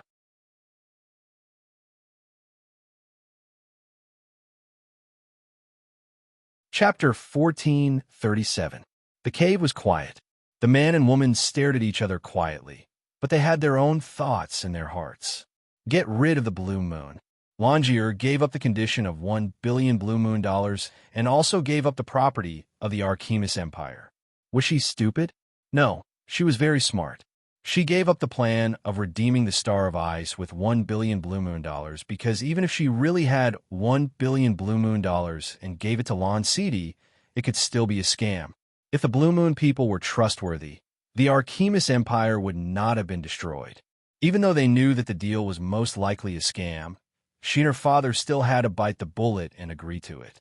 They even paid Lon City 300,000 blue moon dollars as a deposit every year because they had no choice. To get back the property and make use of it to rebuild the Archimedes civilization, she knew that she did not have that ability. Since that was the case, why not bet all her chips on Charlotte? She saw him slap a few blue dragons away with her own eyes. She also saw him shoot Lontan to death with his bow and arrow. He had a magical power. More importantly, he was the person chosen by Queen of Rest. With her intelligence, how could she not see how extraordinary Xia Lei was after this series of experiences? Charlotte said that her milk would make him stronger, so she would nurture the strong. This matter was much simpler for Charlotte. Destroying the blue moon in the sky was something he had to do, and he had been working hard for it. Longier's condition was equivalent to giving him milk for free, so why should he not agree? There was no free lunch in this world, let alone the milk of the Archimedes Empire's princess. The mysterious bloodline of the ancient royal family was invaluable to Charlotte. You agreed to my condition without thinking. Can you do it? Longi broke the silence between the two. Xia Lei kept staring at her chest, and she couldn't take it anymore. Charlotte smiled. You are an extremely smart woman. Since you made such a condition, you must have thought about it carefully. My answer is not important to you, right? I hope you will keep your promise. If I'm the kind of person who doesn't keep his promise, you won't give me milk either, right? Charlotte's answer was very clever. You're still protecting Boris. I believe you're a man of your word. What she gave you is insignificant to you, but you did not give up on her. She was an unfortunate woman, but at the same time a very fortunate woman, said Longil. I'm actually very good to women. You'll know in the future, said Charlotte. Longi rolled her eyes at Charlotte. Let me make this clear. I agreed to give you milk because I want you to become stronger so that you could defeat the Blue Moon people and destroy the Blue Moon. But I'm not your woman. I won't sleep with you. If you want milk, I will only give it to you. If you want to eat it yourself, don't even think about it. Charlotte, at this time, Hao Fong poked his head in from the entrance of the cave. He took a look and then said exaggeratedly, F***CK? Longi, you give him my boss milk. Why the F asterisk CK are you still wearing clothes? Can't you open the zipper? Do you want me to help you? Lan Ji turned back to look at Hao Fong. The eyes of a man and a robot collided in the air. There were no sparks, but there was the smell of gunpowder. What are you looking at? Mother asterisk Kerr, I'll dig your eyes out. Idiot. Ah, Lan Ji suddenly exploded. She roared angrily and turned around to pounce on Hao Fong. I'm going to flatten you, stupid robot. Ah. Hao Fong jumped out and shouted, Stupid woman, if you F asterisk king come over, I'll crush your pair of fake breasts. A woman and a robot were instantly entangled. Charlotte held his head and closed his eyes because the scene was too unbearable to watch. This was just the beginning. He did not know how many times he would have to face such a scene in the future. For the next 2 days, Charlotte asked Hao Fong to show him the technology of the Akimis Empire that he had stored.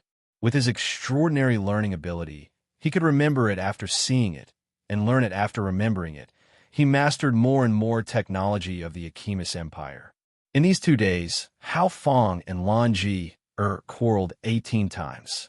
However, what made Charlotte deeply gratified was that on the first day, Hao Fong and Lan Ji quarreled 10 times, and on the second day, they quarreled 8 times. There was a trend of decreasing. On the morning of the 3rd day, before dawn, Charlotte left the cave where he lived temporarily and came to the top of Dragon Mountain. The wind was blowing on the top of the mountain, making a whistling sound. The temperature was also very low, and the rain and dew left on the ground had frozen. The ground was very slippery, but Charlotte's footsteps were very steady. His body's balance could be said to be perfect. Sometimes, he did not even need to do any movements. His brain would control his nerves to adjust his bones and muscles to maintain balance. Charlotte came to a flat ground and then began to practice Wing Chun. He actually had very few opportunities to use Wing Chun because whether it was on Earth or on this planet, firearms were the mainstream. The time to use cold weapons was also very rare, let alone martial arts. But even so, as long as he had time, he would practice Wing Chun, not for any other reason, because he always believed that a person's fists and feet were the ultimate weapons, not any guns or energy weapons.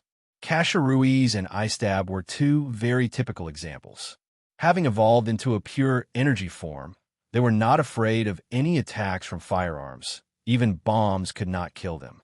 Ice Stab and Kasha Ruiz were his mortal enemies, and sooner or later he would have to face them. At that time, no guns would be useful, and all he could use was his martial arts and the power of the brand. Therefore, when it was time to practice martial arts, he still had to practice. Hey ha! Hey ha! Charlotte began to practice Wing Chun on the icy ground, and his fists and feet created wind. If Liang Zhengchun and Liang Xiao were here, the father and daughter would be amazed, because Charlotte's every movement had the demeanor of a martial arts master. From the Wing Chun that he displayed, the accuracy and attack power of those movements, perhaps even if Liang Quan and Yin Yongchun were alive, they would not be able to do it. In just 5 minutes, Charlotte had finished all the routines of Wing Chun, but he was not done yet. His muscles and bones had just begun to move, and his body had endless power, and he wanted to vent it. If Ice Stab or Kasha Ruiz were in front of me, and I used the internal force of Wing Chun to run the power of the brand to fight with them, what would the effect be? This thought suddenly came to Charlotte's mind. He had the experience of using the power of the brand in fighting, but that was just a simple way of using power. After using the power of the brand, his body would get more power, and his speed would be faster, but the effect was not much better. In addition, he did not use Wing Chun to fight with Ice Stab and Kasha Ruiz, because he was too weak at that time. Every time they fought, Ice Stab or Kasha Ruiz would beat him to the ground. How could he have the opportunity to use Wing Chun? Using the ancient Wing Chun to run the power of the brand, and then using Wing Chun to fight. Ancient martial arts. Would the mysterious energy have a chemical reaction? Regardless of whether it would or not, Charlotte was already tempted.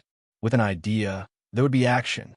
Charlotte awakened the power of the brand, and then used the internal force of Wing Chun to run the power of the brand. At that moment, there was a sudden magical change in his body. The power of the brand was originally hidden in his brain, and the brain was the most fragile organ of the human body. Therefore, in the past, he would be very careful in the process of releasing the power of the brand. Just like opening the floodgates to drain water, he cannot open all the floodgates at once, otherwise the drainage channel would burst. But this time, he felt that his whole body was a drainage channel, his meridians, his blood vessels, and even his nerves. There were countless channels. What was even more strange was that the power of the brand came out of the brain in the past, and in the blink of an eye, it would be distributed throughout the body. And it was an average, but this time it was all gathered in his dantian. The Sea of Qi Dantian was a saying in the martial arts world. This saying was recognized by Chinese medicine, but Western medicine scoffed at it. But it did exist, and it was indeed the place where everyone received nourishment in their mother's belly. It could even be said that it was the first initial organ of a human. If it did not exist, there would be no human existence. But after birth, that organ was replaced by the mouth.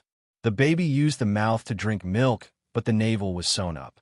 Therefore, after birth, the Sea of Qi Dantian was abandoned, and it was useless. Who would care about something that had no effect? Not to mention ordinary people, even Charlotte did not care about it. But this time, he suddenly discovered its mystery and its importance. The power of the brand gathered in the Sea of Qi Dantian, and the organ that was abandoned by human beings at the beginning of life was like a rusty machine that suddenly got lubricant and kinetic energy, and it started to rumble. Charlotte felt that the power in his body was rising rapidly, and his muscles were getting hotter and hotter, and his whole body was about to explode. Fight! With a roar, Charlotte moved, dodging and moving. His speed was faster than the wind, so fast that the ground was full of afterimages.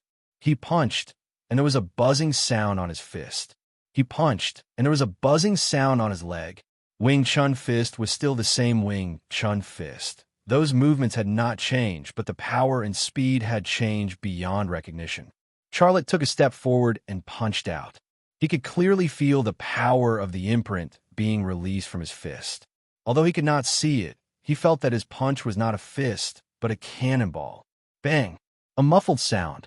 A rock at the edge of the flat ground shook, and the surface of the rock surprisingly cracked. Charlotte was excited, and he rushed up with another punch. Bang! Another muffled sound resounded as the rock shook once more before shattering into a dozen or so pieces. Charlotte suddenly leaped into the air.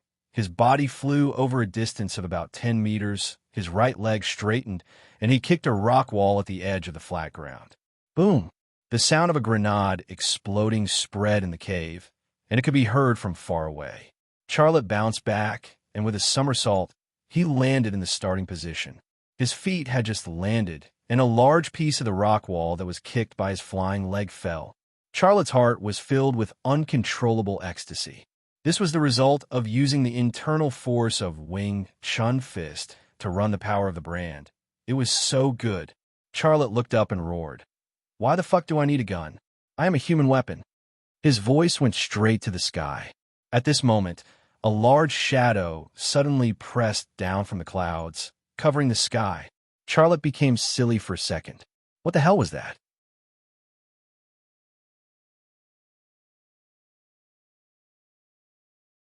Chapter 1438. A huge shadow fell from the sky. It was in the shape of a bird.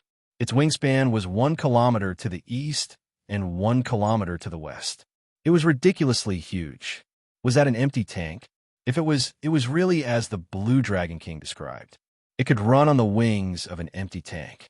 For such a huge bird, it must weigh at least tens of thousands of tons, or even more, right? How much kinetic energy did it need to take off? What did it use to maintain flight for tens of thousands of miles? Charlotte couldn't help but think about these questions. He didn't believe that there was such a huge bird in this world. At this moment, his eyes pierced through the shadows and saw through the scene behind the shadows. His vision quickly penetrated the huge shadow and saw the truth. He was stunned. That huge shadow wasn't a bird, but a cloud carried by a bird. It was hidden in the cloud, and people couldn't see it. It was huge, but it didn't have wings that were 1 kilometer long. Its wings were at most tens of meters long. It looked very similar to the dragons described in Western fantasy novels, the kind that could casually spit out hot dragon breath and destroy everything. Its body was covered in blue scales. Its wings weren't feathers, but flesh and bones. The flesh and bones were covered with a layer of blue scales. He suddenly remembered. Wasn't that the huge bird that Holy Thunder rode? The Blue Dragon King flew over and sent a message. "My friend, the empty tank is here." The shadow in the sky suddenly disappeared, and the empty tank appeared. With a dive, it landed on the peak of Dragon Mountain with a huge impact. Its position wasn't far from Charlotte and the Blue Dragon King. The dust and rock fragments that flew from its claws all hit Charlotte and the Blue Dragon King. Charlotte and the Blue Dragon King could also feel the terrifying tremors from the ground. This power could indeed tear the empty tank apart. This is an empty tank? It's not as huge as I thought. Looks like those legends were wrong. The Blue Dragon King was a little embarrassed. 2 days ago, it was bragging to Charlotte that it could run on the wings of an empty tank. It could ride on the real empty tank, but it definitely couldn't run. Even so, the space tank was the largest flying animal Charlotte had ever seen. Its true size was 2 to 3 times larger than a B-52. Charlotte thought to himself, many species in this world have an incredible ability. The Ahemus can secrete mucus, and the Ahemus skin color is an excellent camouflage in the forest. The animals in the Forest of Peace had powerful physiques, armor-like defenses, and terrifying strength. This space tank in front of me can fly with clouds and mist. It's almost a perfect camouflage in the sky. This is probably one of its special abilities, right? Just as Charlotte was imagining and sighing, Kong Tan walked towards Charlotte and the Blue Dragon King. It weighed at least a few hundred tons, and every step it took caused the ground to tremble. Some loose rocks were even directly smashed under its sharp claws. Kong Tan made a strange sound from its mouth. It didn't sound like a bird at all, but more like the sound of metal rubbing against each other. The sound was very uncomfortable to the ears. Charlotte's branding power energy field went up, and he quickly captured Kong Tan's brainwaves. His brain also translated the message from Kong Tan. "Human, come with me. The Queen of Rest is waiting for you." Charlotte sent his message to it. "Okay, but please wait for me. I'll call my companions and go with you." "I'll wait for you here." Kong Tan's message. Charlotte turned and walked towards the cave he was temporarily staying in, but after a few steps, he saw Lan Jur and Hao Fong walking out of the cave. All the blue dragons in the Blue Dragon tribe were roaring. Hao Fong and Lanji were attracted by the roars of the blue dragons. "Damn, what a big bird!" Hao Fong shouted excitedly. "Hey, big bird, I want to be friends with you." Lanji looked at Hao Fong with disdain. "You think you're worthy? Traitor of the Empire, lackey of the pervert. Traitor of the Empire, lackey of the pervert." This was the trademark label that Lanji gave to Hao Fong. "Mother of asterisk cur, poisonous milk, idiot." Hao Fong instantly retorted. "I'll suggest to my boss that your milk must be sterilized before you can eat it. Otherwise, you'll definitely be poisoned to death." "Enough. You too." Charlotte could not help but interrupt the war between the woman and the machine. "Hurry up and pack your things. We're leaving." Hao Fong and Lanji then stopped bickering. Charlotte returned to the cave and carried his equipment bag. The crystal skeletal hand was in his equipment bag. This time, when he met with the Queen of Rest, he must find the answer from the Queen of Rest. After packing up and leaving the cave, a group of blue dragons suddenly ran towards the top of the mountain. A few blue dragons were still covered in blood. They seemed to be seriously injured. Charlotte's heart skipped a beat. Could it be that something happened? Roar! A blue dragon covered in blood roared in the direction of the Blue Dragon King. The Blue Dragon King rushed down. A group of blue dragons communicated in their own language. Charlotte quickly figured out what had happened. The truth also shocked him. 50 blue titans suddenly attacked the blue dragon's territory. They wanted the Blue Dragon tribe of Dragon Mountain to hand him over. Those blue titans that invaded the blue dragon's territory came to avenge the blue titan that he killed. Perhaps they came for the crystal skeletal hand. War. All blue dragons that could fight, come out. The Blue Dragon King's angry roar echoed throughout Dragon Mountain. The blue dragons that covered the mountains responded with angry roars. They began to run and gather. The scene made one's blood boil. Charlotte sent his message to the Blue Dragon King. Let me fight with you. The Blue Dragon King's message. No, you should leave with the Blue Titan. The Queen of Rest will not want you to fight for us. Your meeting with the Queen of Rest is more important. Charlotte sent a message. This started because of me. I can't just leave like this. Let me fight with you. I'll go negotiate with the Blue Titan. Maybe I can convince it to help you fight. The Blue Dragon King did not refuse.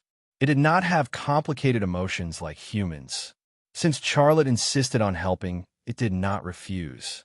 However, Charlotte's negotiation with the Blue Titan did not go smoothly. You should come with me to the Canyon of Origin. You should not stay here and fight with the Blue Dragons. Dozens of Blue Titans were dispatched. Behind them was an even larger group.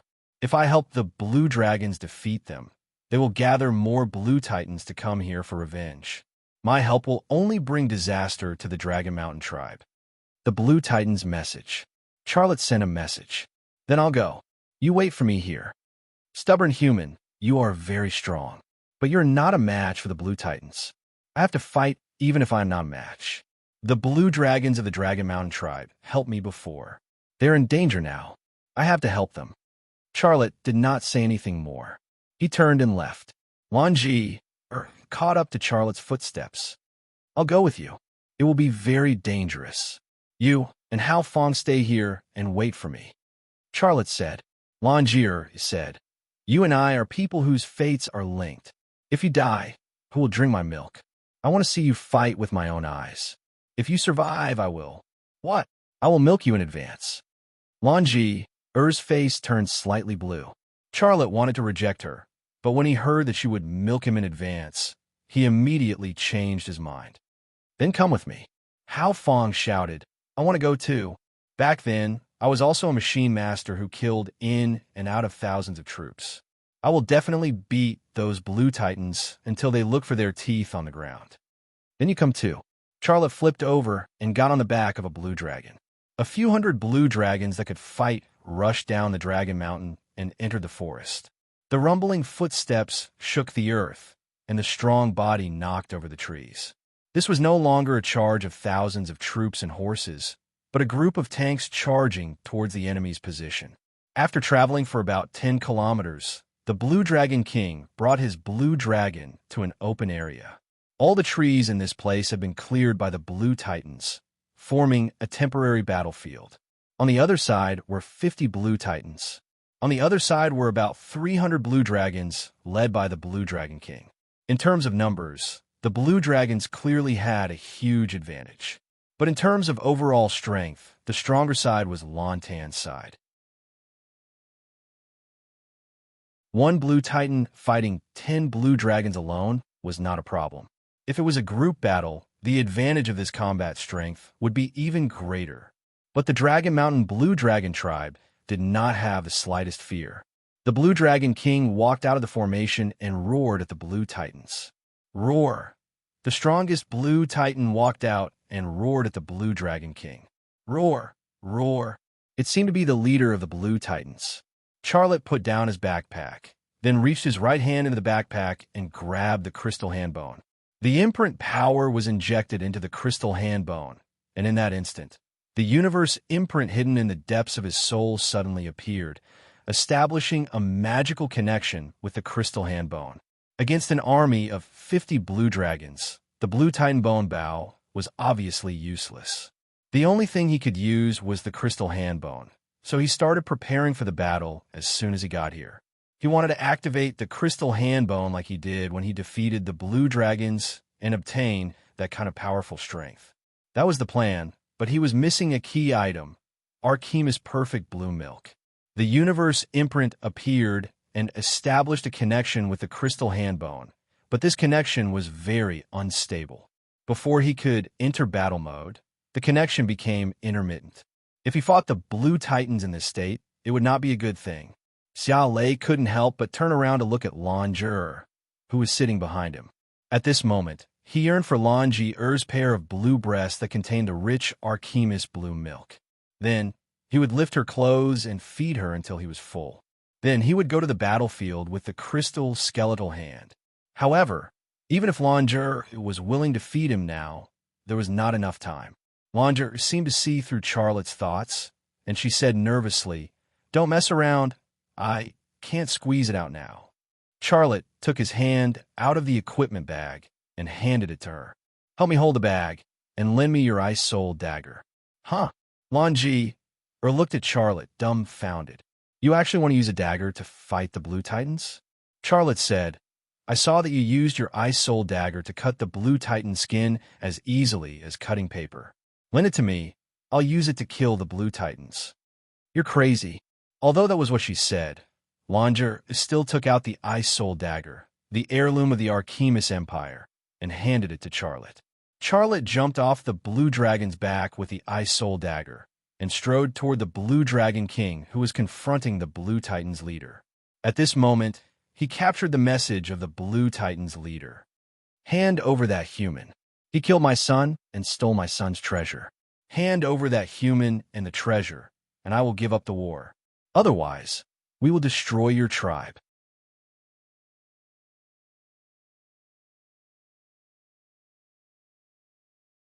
Chapter 1439. The Blue Dragon King did not back down. That human is an esteemed guest that the Queen of Rest wants to see. Are you going to become enemies with the Queen of Rest? Leave this place. If you want war, then let it be. You should know the consequences. The Blue Tank leader was furious. "You will all die. Blue dragons never fear death." The Blue Dragon King was unyielding. "Then go to hell." The Blue Titan leader roared angrily. On the other side, the Blue Tank's battle formation started to move. They walked towards the center of the battlefield, waiting for the Blue Tank leader to give another signal, and they would attack. Once the battle started, it would be a bloodbath. At this moment of mutual hostility, Xiao Lei suddenly roared. Then, his voice resounded throughout the battlefield. "I am the human who killed your kind.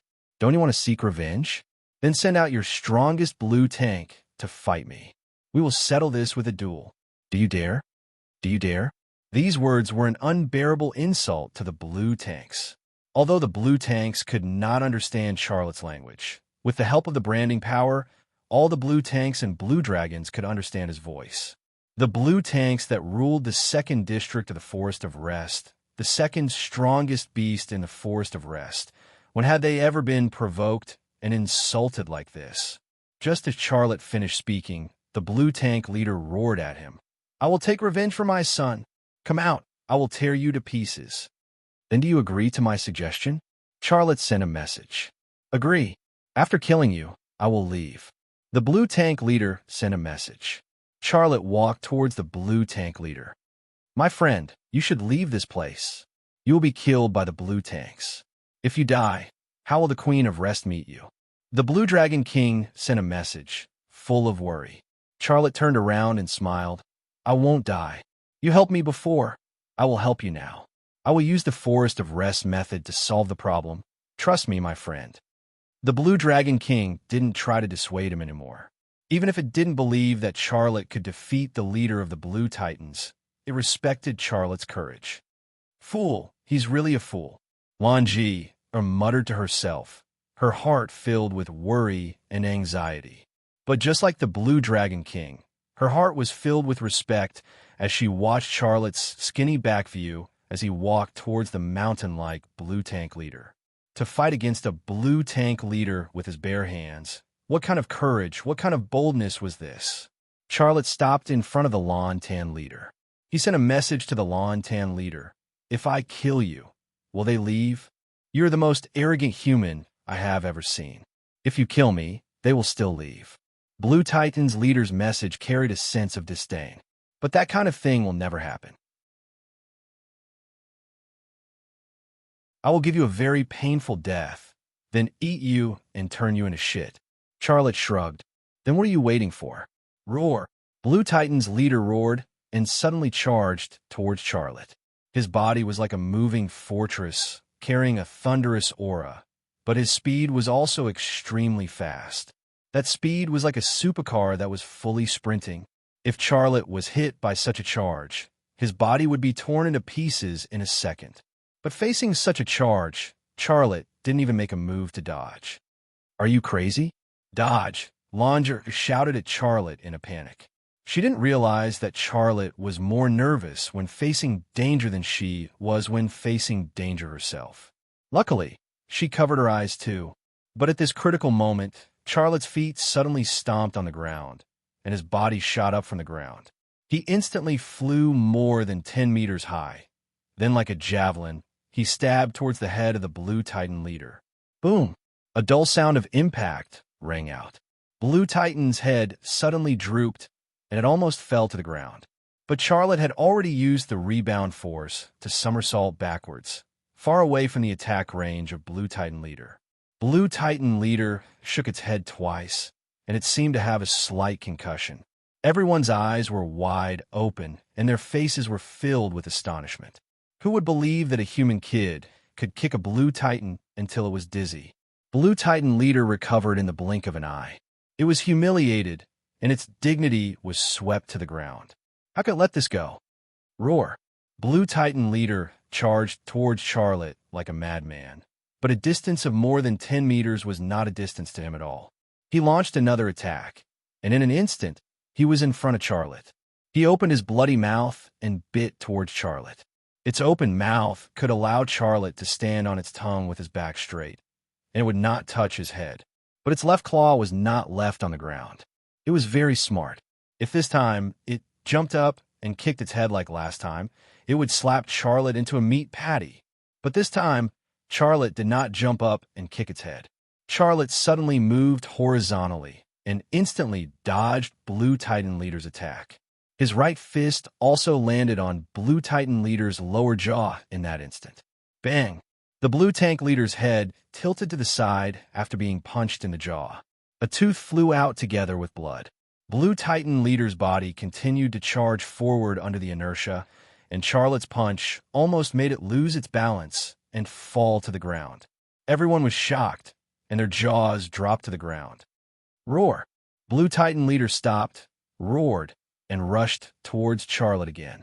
It was completely enraged. Charlotte did not dodge, nor did he retreat. He actually rushed towards Blue Titan leader. Collide? Lan Tan and Lan Long, as well as Hao Fong and Lan Zhe, who were watching the battle, were dumbfounded. Whoosh! Just as they were about to collide, Charlotte suddenly leaped into the air over the Blue Titan leader's head and landed on its back. Roar! Blue Titan leader turned its head and wanted to swallow Charlotte, but what greeted it was Charlotte's ridiculously small fist. Bang! Charlotte's fist once again landed on Blue Titan leader's lower jaw. Another tooth mixed with blue blood flew out of Blue Titan leader's bloody mouth. Blue Titan leader's head turned around and originally wanted to swallow Charlotte, but Charlotte's fist actually pulled its head back. This time, Blue Titan could no longer control its body's balance and fell to the ground with a bang. This was the actual combat effect of using the internal force of Wing Chun Fist to operate the power of the brand. Of course, with Xiao Lei's strength, even with the power of the brand, he would not be able to knock a Blue Titan to the ground with one punch. However, as long as the method was appropriate, he could accomplish this miracle with little effort. Thick dust rolled up from under Blue Titan leader's body. Charlotte leaped and rode on Blue Titan leader's neck, then gathered all the power of the brand on his right fist and punched the Blue Titan leader's eye. Blue Titan leader's eyes were like two lanterns to him, but even with such large eyes, they were definitely Blue Titan's weak organs. Bang! The steel-like right fist landed on Blue Titan's left eye. Blood splattered, and Blue Titan leader's left eye immediately swelled up. Blue Titan leader got up from the ground and jumped crazily, but Charlotte was like a flea stuck to its body. No matter how it jumped, it could not get rid of Charlotte. During this process, Xiao Lei's fists rained down on its eyes and nose, leaving it with a bloody nose and swollen face. It was not a problem to take one or two fists that could shatter rocks through the air, but raindrops hitting the most vulnerable parts of the body. Even Blue Titan could not take it. Roar! Blue Titan leader was mad. It suddenly jumped up high from the ground, then flipped in the air and smashed its back to the ground. With its weight, even a tank would be smashed into a discus. "Be careful," Longier exclaimed. But before her voice completely flew out of her throat, Charlotte's body had already flown out of the Blue Titan leader's body. Boom! The Blue Tank leader's back landed heavily on the ground, and the ground shook violently. Dust and rock fragments flew in all directions from the shockwave. Blue Titan leader got up from the ground, and there was a big pit under its body. That big pit looked like it had been blasted with a lot of explosives. It was very terrifying. At this moment, the Blue Tank leader was no longer as majestic as before. Both of its eyes were swollen from Xia Lei's beating, and the bridge of its nose was crooked. The corners of its eyes, nostrils, and mouth were all dripping with blue blood. It looked as pathetic as one could imagine. "I will definitely eat you, one bite at a time." The Blue Tank leader's message came with an uncontrollable rage. Its swollen eyes released a flame of hatred, a flame that was enough to burn everything. Charlotte seemed very calm. In the battle just now, he had already verified the power of using Wing Chun's internal force to operate the power of the brand. If before the battle, he was still secretly nervous and uncertain when he walked towards Blue Titan leader, then at this moment, he was full of confidence. He didn't put Blue Titan leader in front of him in his eyes at all. Charlotte slowly pulled out the Ice Soul dagger that Longer gave him from his belt. "I think our battle is over, and you should leave with your Blue Titan." "The battle is not over. Only one of us can leave this battlefield. Your fist is very powerful, but you can't hurt me at all. There will be a time when your strength is exhausted, and when that time comes, I will make you wish you were dead." Blue Titan leader's message. Even if it was beaten black and blue by Charlotte, it still believed that it could kill Charlotte. And at this moment, it only had one thought, and that was that it had to kill Charlotte. Charlotte sent a message. "It's not that I'm afraid of you. I just don't want to kill you. Since you said that only one of us can leave this battlefield, then you can lie here forever." Roar dash! Blue Titan leader rushed towards Charlotte.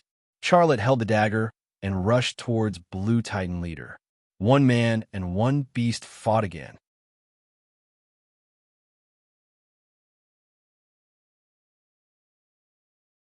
Chapter 1440. The Blue Tank leader was huge and had terrifying strength. Charlotte was small and thin, but he was faster and more agile. Just now, he had punched the Lontan leader until his face was swollen. Now that he was holding a dagger, he switched his fist to the Ice Soul dagger of the royal family of the Archemis Empire. Every slash would leave a wound on the Lontan leader's body. Every time he came into contact with the Blue Tank leader, he would stab the Blue Tank leader several times in that 1 or 2 seconds. The Ice Soul dagger was extremely sharp and could easily cut through the Blue Tank leader's skin and bones. Although the Ice Soul dagger was very short and could not stab into the Blue Tank leader's organs, wounds appeared one after another, growing and covering its entire body. At the beginning of the second battle, the Blue Tank leader did not care about Charlotte and the dagger in his hand, but quickly felt how terrifying Charlotte and that dagger were. Because the wounds on its body increased, more and more blood flowed. Gradually, its stamina began to weaken and its movements became slower. Charlotte's movements became faster and faster, and the frequency of his attacks also increased. In the end, he did not even dodge the Blue Tank leader's attacks from afar. He wandered around the Blue Tank leader, waving the Ice Soul dagger and stabbing the Blue Tank leader's body again and again. Boom! After being stabbed countless times, the Blue Tank leader fell to the ground. It struggled to get up, but it had lost too much blood. Just as it got up, it fell down again. Charlotte was also covered in blood, but the blood on his body was blue. It was the Blue Tank leader's blood, not his. He held the Ice Soul dagger and walked towards the Blue Tank leader on the ground. The Blue Tank leader let out an angry roar. It was very unwilling, but it could no longer get up to fight. It watched as Xiale walked towards it with that ridiculously small dagger in his hand. It seemed to have realized something and suddenly quietened down. The blue tanks roared, but none of them charged over. Although they were all beasts, they were more trustworthy than humans. This was a battle between Charlotte and their leader. No matter what the outcome was, they would not interfere. At this time, if they wanted to save their leader, they could do it, but they didn't. They just stood there and watched, roaring and roaring in indignation. Charlotte walked in front of the blue tank leader and sent a message to it and all the blue tanks. I killed your son because he wanted to eat me. Now I can kill you too because you lost. But I don't want to do that. I'll leave now. I just want you to promise me that you won't cause trouble for the Dragon Mountain tribe in the future. Can you do that? You can kill me, or you can choose to let me go, but I won't give you any promises. Leader Lan Tan's message was very stubborn. At that moment, Charlotte had an impulse. He wanted to kill the blue tank leader with his icefall dagger, but when he raised the dagger to stab the blue tank leader's forehead, he hesitated. Lan Tan's leader looked at Charlotte with a strange gaze. Charlotte said, "Forget it. You don't have to promise me anything, but I've decided to let you go." Charlotte turned around and left. Suddenly, a message from Lan Tan's leader came from behind. "I won't come to this place again." A smile appeared on Charlotte's face. This was actually a disguised promise. All the blue dragons roared at the same time. Their roars were mixed with a very different voice. "Long live the boss! Long live the boss! Applause! Fresh flowers! Damn! Don't you idiots know how to clap? You idiots don't know how to clap." Lan Ji stared straight at Charlotte. She didn't know why the pervert and pervert label she stuck on Charlotte disappeared at this moment. Instead, it was replaced by an incomparably tall and glorious hero image. At this moment, she saw that Charlotte was so good-looking and pleasing to the eye no matter what angle she looked at him from. "Hey, girl, go back and wash your milk. Wait for my boss to eat it," Hao Fong said to Lan Ji. His square face was full of a wretched smile. "Do you think he'll suck or suck? Or need for a while before sucking and sucking?" Strangely, Lan Ji actually just smiled this time and didn't argue with Hao Fong. "You really became an idiot." Hao Fong looked disappointed. Lan Ji still didn't say anything. Charlotte walked over. Lan Ji smiled at Charlotte. Charlotte also smiled. "I hope you can fulfill your promise." Lan Ji nodded lightly. Her face inexplicably turned blue. This was actually the best opportunity to eat Princess Akima's perfect blue milk. As long as Charlotte brought it up, Lan Ji would most likely agree. But that space tank was still waiting on Dragon Mountain. He couldn't possibly let the special plane sent by Queen of Rest wait for him to drink milk before taking off, right? After saying goodbye, Charlotte, Lan Ji and Hao Fong boarded the back of the space tank. The space tank flapped its wings. Sand and rocks flew on the ground. The strong wind brought by the huge wings actually blew the blue dragon that came to send them off back. The space tank flew higher and higher. In the blink of an eye, it was thousands of meters in the sky. The air suddenly became cold. The underground Dragon Mountain could no longer be seen. Charlotte thought to himself, its flying speed is so fast. We don't have to worry if it flies vertically. But if it flies horizontally, won't we be blown down? Flying tens of thousands of kilometers in a day was definitely supersonic. It was, of course, not a problem for the human body to fly supersonic speed with protection. But standing on the back of a big bird and flying at supersonic speed was a big problem. But just as he was worrying about this problem, a powerful energy field was suddenly released from the space tank's body. It instantly spread over thousands of meters. After that, clouds and mist gathered and completely enveloped the space tank's body. Those clouds and mist formed a natural air sac. Although it was thousands of meters in the sky, the temperature actually returned to the temperature of the ground. Moreover, when it flew horizontally, it actually didn't feel any wind blowing. Charlotte suddenly understood. The so-called flying 50,000 kilometers in a day was actually not done by the space tank's wings. It was done with the energy in its body. Its energy field had the ability to absorb and gather clouds and mist. The clouds and mist that gathered around its body not only protected its body from the friction of supersonic flight, but also had the effect of levitation. The creator of this world was really too amazing. Standing on the back of the space tank and flying at supersonic speed towards the Canyon of Origin felt even more comfortable than sitting in first class. "Are we flying?" Lan Ji looked very surprised. Hao Fong said, "Of course we are flying. I can measure the speed. We are currently flying at twice the speed of sound." For the first time, Hao Fong didn't call Lan Ji an idiot or a poisonous woman. At this time, Charlotte caught the information from the space tank. "Human kid, I saw your battle with that blue tank. You are the first human I've seen who used your fist to beat up a blue tank. I believe your name will soon spread throughout the entire Forest of Rest." Charlotte smiled. "I was just lucky." The space tank's message. "Don't hide anything. I know your strength." "All right, I have a question for you." Charlotte sent a message. "Do you know a person called Holy Thunder? Why are you asking about him?" The space tank's reaction was very strange. It seemed to be very sensitive and didn't want to talk about this topic. Charlotte's message. "I saw the image of Holy Thunder coming to the Forest of Rest.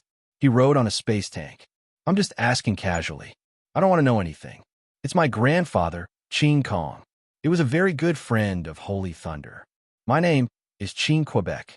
I've lived for 300 years. The space tank's message. Is Holy Thunder really dead? Dead. I'm very sure, because my grandfather died together with him. Charlotte was silent. His heart was filled with melancholy. Qin K sent a message. I'm going to focus on flying. Don't disturb me anymore. If you have any questions, please wait until I fly to the Canyon of Origin. Charlotte nodded. All right, no problem. The space tank stopped sending messages and focused on flying. Hao Fong suddenly said, damn, it's accelerating. So fast. We've reached 3 times the speed of sound. Xiaolei's heart was filled with shock. 3 times the speed of sound. Even a titanium alloy would become red hot from the friction in the atmosphere. But he couldn't feel anything on the back of the space tank. There were clouds all around. There wasn't even a trace of wind. Lan Ji, moved to Charlotte's side, and then moved to Charlotte's ear. Let it sleep for a while. Xiaolei was stunned for a moment. Hibernation? Lan Ji's voice became even softer. It can sleep. It's a robot after all. Some of its functions can be controlled. For the people who made it, if they keep it running, the energy consumption will be a huge expense. Why? Sometimes you're extremely smart, but sometimes you're as stupid as a horned pig. Lan Ji rolled her eyes at Charlotte. Her cheeks were slightly blue. What did I promise you? Charlotte suddenly came to a realization. His heart was filled with excitement. She was taking the initiative to feed him milk. The princess of the Akimis Empire, blue milk. Charlotte wanted to drink it even in his dreams. Now that Lan Ji had taken the initiative to fulfill her promise and was going to milk him, how could he not be moved? However, when Charlotte shifted his gaze to Hao Fong, he couldn't say anything. Hao Fong's ears had been pricking up. Although its ears were virtual, they flapped like a dog's ears. It heard Lan Ji's whispers. Xiaolei was looking at it eagerly, and it had seen it too. Cough, cough. Hao Fong slowly walked in the direction of the space tank's tail. As it walked, it muttered to itself, "What the F asterisk CK? What's that sound coming from there? Could it be a Blue Moon People spaceship? I'll go take a look." Charlotte's mood instantly relaxed. He liked Hao Fong more and more. Sometimes, he even suspected that it was an old hooligan who was well-versed in accidents and not some ancient robot. Hao Fong disappeared into the thick fog. Charlotte reminded, "Hao Fong, be careful. Don't fall down." Hao Fong's voice came from a fog. Okay, go drink your milk. But be careful, she might poison it." Charlotte was speechless. Lan Ji looked in the direction Hao Fong left. It looked like it wanted to disassemble Hao Fong into parts. Charlotte smiled. "It just has a cheap mouth. Don't take it to heart. There's no need for you to say good things about it. It must have been designed by someone who's against the royal family," Lan Ji said angrily. The conflict between her and Hao Fong couldn't be resolved with one sentence from Charlotte. "Okay, let's not talk about it. Let's get back to business." Charlotte stared at Lan Jier's plump breasts. Are you sure you want to do it here? Lan Jier said, If I don't fulfill my promise, how can I expect you to? You could have killed the leader of the Blue Titans, but you let it go. Although you're lecherous, dirty, and sometimes shameless, sometimes you have a glorious and noble side. I believe you'll fulfill your promise, so I'll fulfill mine. Come on, how do we start? Charlotte said, It's not complicated at all. Just look into my eyes. Lan Ji looked into Charlotte's eyes. She suddenly realized that Charlotte's eyes were as black as ink. They were completely black, like a bottomless black hole in the endless starry sky.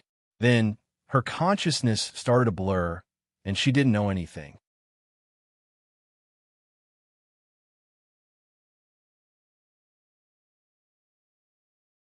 Chapter 1441. When Lan Jier woke up, her surroundings were pitch black. There was no light. However, it was not the kind of deep darkness where there was no light at all. Her eyes could vaguely see her surroundings. She was still on the back of the empty tank, covered with a blanket. She also saw 2 small glass bottles beside her. She recognized those bottles. They were the ones that Charlotte had stolen from Uriah's tent to store milk. Suddenly, her chest felt sore and swollen. That feeling was like 2 plump breasts were filled with warm water. It was so bloated that she felt uncomfortable. She had to let out the warm water to feel better. This feeling, do I really have milk? Lan Ji hurriedly reached into the blanket, grabbed one of the plump breasts, and squeezed it tentatively. This squeeze instantly squeezed out a stream of warm liquid that sprayed onto the blue tank armor that was sticking to her skin, and then flowed along the inside of the blue tank armor to her lower abdomen, giving her a hot and itchy feeling along the way. Although she could not see what it was, as a woman, she knew very well what it was. She really had milk. Behind her came Charlotte and Hao Feng's voices. Lan Ji looked back and saw Charlotte and Hao Feng talking at the back of the empty tank. Hao Feng showed Charlotte the projection of an unknown machine. Charlotte seemed to be very engrossed in it. Why is he learning the technology of the Ahemus Empire? He might as well train himself and make himself stronger. Lan Ji thought to herself. Lan Ji's gaze moved from Charlotte and Hao Feng to the 2 glass bottles next to the blanket. She hesitated for a moment, but finally took off the blue tank armor under the blanket. She took the 2 glass bottles into the blanket and prepared a drink for Charlotte naked.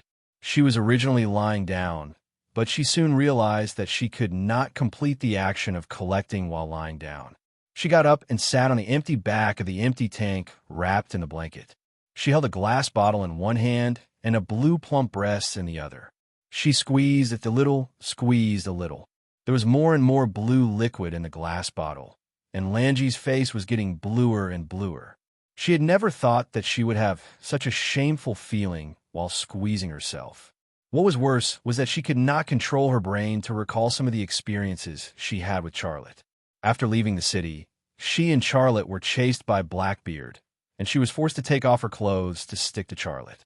In the corridor of rest in the lair of that lontan, she stuck Charlotte on her back, and Charlotte actually used as something to fiercely poke her, almost. Those exciting and shy scenes kept appearing in her mind. Her hands were doing the work of milking. As she squeezed, Lan Jier couldn't help but have the urge to call Charlotte over to eat with her. But in the end, she endured it and filled the 2 glass bottles with her teeth. After filling 2 glass bottles, she turned around and called out, Xia, come here for a moment. Okay, right away. Charlotte's voice came. Lan Ji sighed and felt sorry for herself. I'm the dignified Sacred Ice Princess, and I'm actually milking a human. What's wrong with me?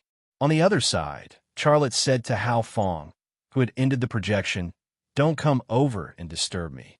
Her milk is very important to me. You stay here obediently. After I drink my milk, I'll give you some energy with a purity of 96%. Hao Feng looked at Charlotte with shining eyes. Master, don't worry and drink your milk.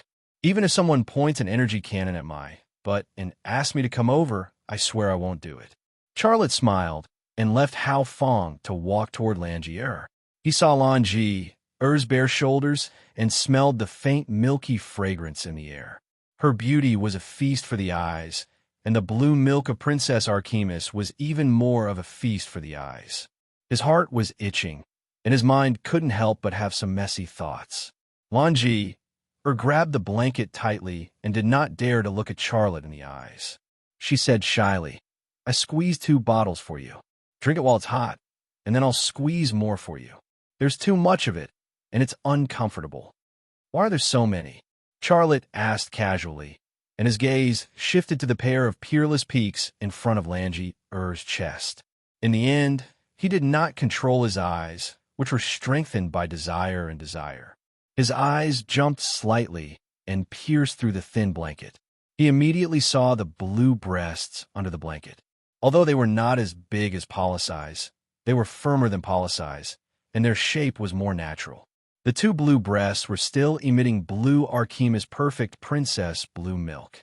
Their reserves were really abundant. Lanji rolled her eyes at Charlotte. "Drink it while it's hot. It might not taste as good when it's cold."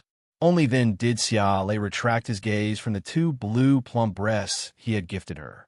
He picked up a bottle of Archimedes princess blue milk, brought it to his lips, and gulped it down in one go. Archimedes perfect princess blue milk was the milk he dreamed of drinking.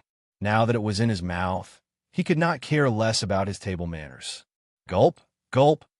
A bottle of Archimedes perfect princess blue milk was poured into Charlotte's stomach, and he began to lick the bottle. Just as his tongue circled around the bottle, he began to savor the taste of Archimedes perfect princess blue milk. It was really different. The perfect princess blue milk of Archimedes, with a mysterious bloodline, was soft and silky, without the slightest sourness or sweetness. However, it was full of fragrance when it entered the mouth, as if it was a fine wine brewed with many kinds of precious flowers. Boom! The cosmic imprint lurking in the depths of his soul quickly emerged, greedily absorbing the evolutionary energy. Its greediness was no less than Charlotte's, who was licking the bottle. In fact, it was even more greedy. Not only did it taste better, but the evolutionary energy it contained was also several times more than Polysize blue milk.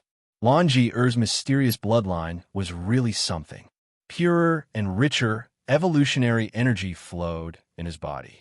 Not only did the cosmic imprint appear, but even the power of the imprint became more active. Under the dual drive of the cosmic imprint and the power of the imprint, his body also entered a state of unprecedented activity.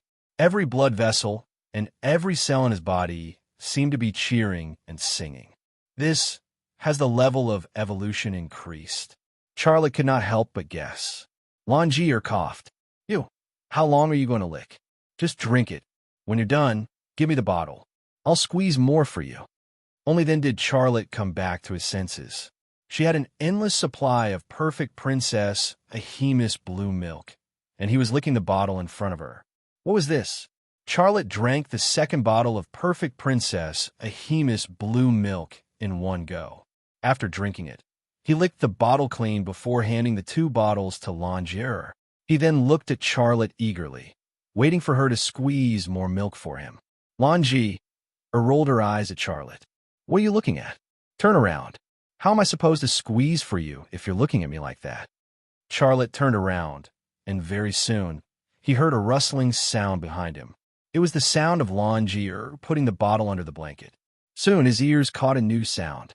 It was the extremely subtle sound of Lanji's hand squeezing the plump bottle, as well as the sound of the plump perfect princess Archimedes blue milk. His ears even caught it. This kind of sound cannot be heard normally. However, this was just the beginning. As the medicinal effect of the perfect princess Archimedes blue milk continued to ferment and strengthen in his body, the extraordinary state that he felt as if he had become a god appeared again. This time, it was even more obvious and intense than when he drank Lanji's top-grade blue milk.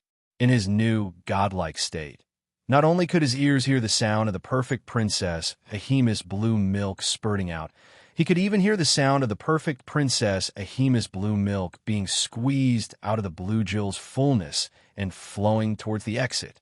His vision instantly pierced through the thick fog that enveloped the sky, and he saw the situation on the ground of the Forest of Rest. He saw a bird chirping in the canopy of a tree. Its nest was just beside it, and there was a baby bird crying piteously for food in the nest. At the same time, the branding power in his body continued to strengthen, like a river circulating in his blood vessels. Over and over again, it synchronized with his heartbeat and breathing, perfectly fusing with him. Every cell in his body was being nourished, cleansing the impurities produced by division and perfecting the evolved genes.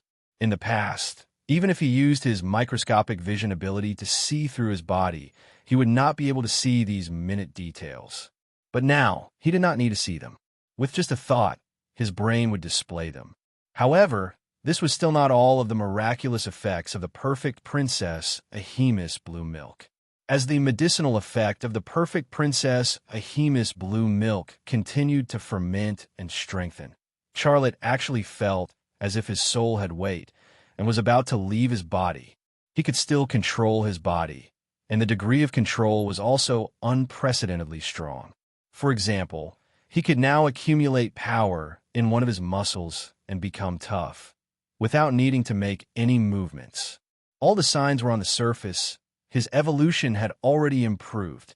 The ultimate state of evolution was a pure energy body. In other words, the soul would become powerful and pure energy and could survive without the body. There would be no aging, no diseases, and it could survive for millions of years or even longer.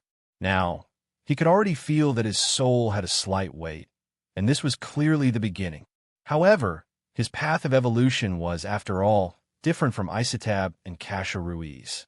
Isotab and Kasha Ruiz devoured others to evolve themselves and used the method of plundering to complete their own evolution. On the other hand, he relied on drinking milk, relying on his own exploration and understanding to complete his own evolution, and his evolution was the evolution of both his body and soul. Therefore, although his evolution speed could not be compared to Isotab and Kasha Ruiz's speed of evolution, once he completed his evolution and reached the ultimate state, he and his body would be immortal, and even stronger. Done. Longier's hand reached out from under the blanket, and then she handed a bottle of perfect princess Ahemus blue milk to Charlotte. Drink it. There's no need to lick the bottle. I still have a lot. After squeezing so much, there was still a lot left. It was really a small milk cow. Charlotte turned around and took the bottle of perfect princess Ahemus blue milk that Longier handed him, and looked at her with burning eyes. Thank you. Thank me for what? Your milk. Charlotte then added, your milk is the best milk in this world. Did you say the same thing to Polisai? No, absolutely not. Charlotte drank a mouthful of perfect princess Ahemus blue milk. He could not bear the delicious taste of the wine, and he looked intoxicated. Longier's lips curled into a smile, and she thought to herself, I've found your weakness. How could Charlotte care about Longier's thoughts? He was already intoxicated, and he felt that he was the happiest man in the world.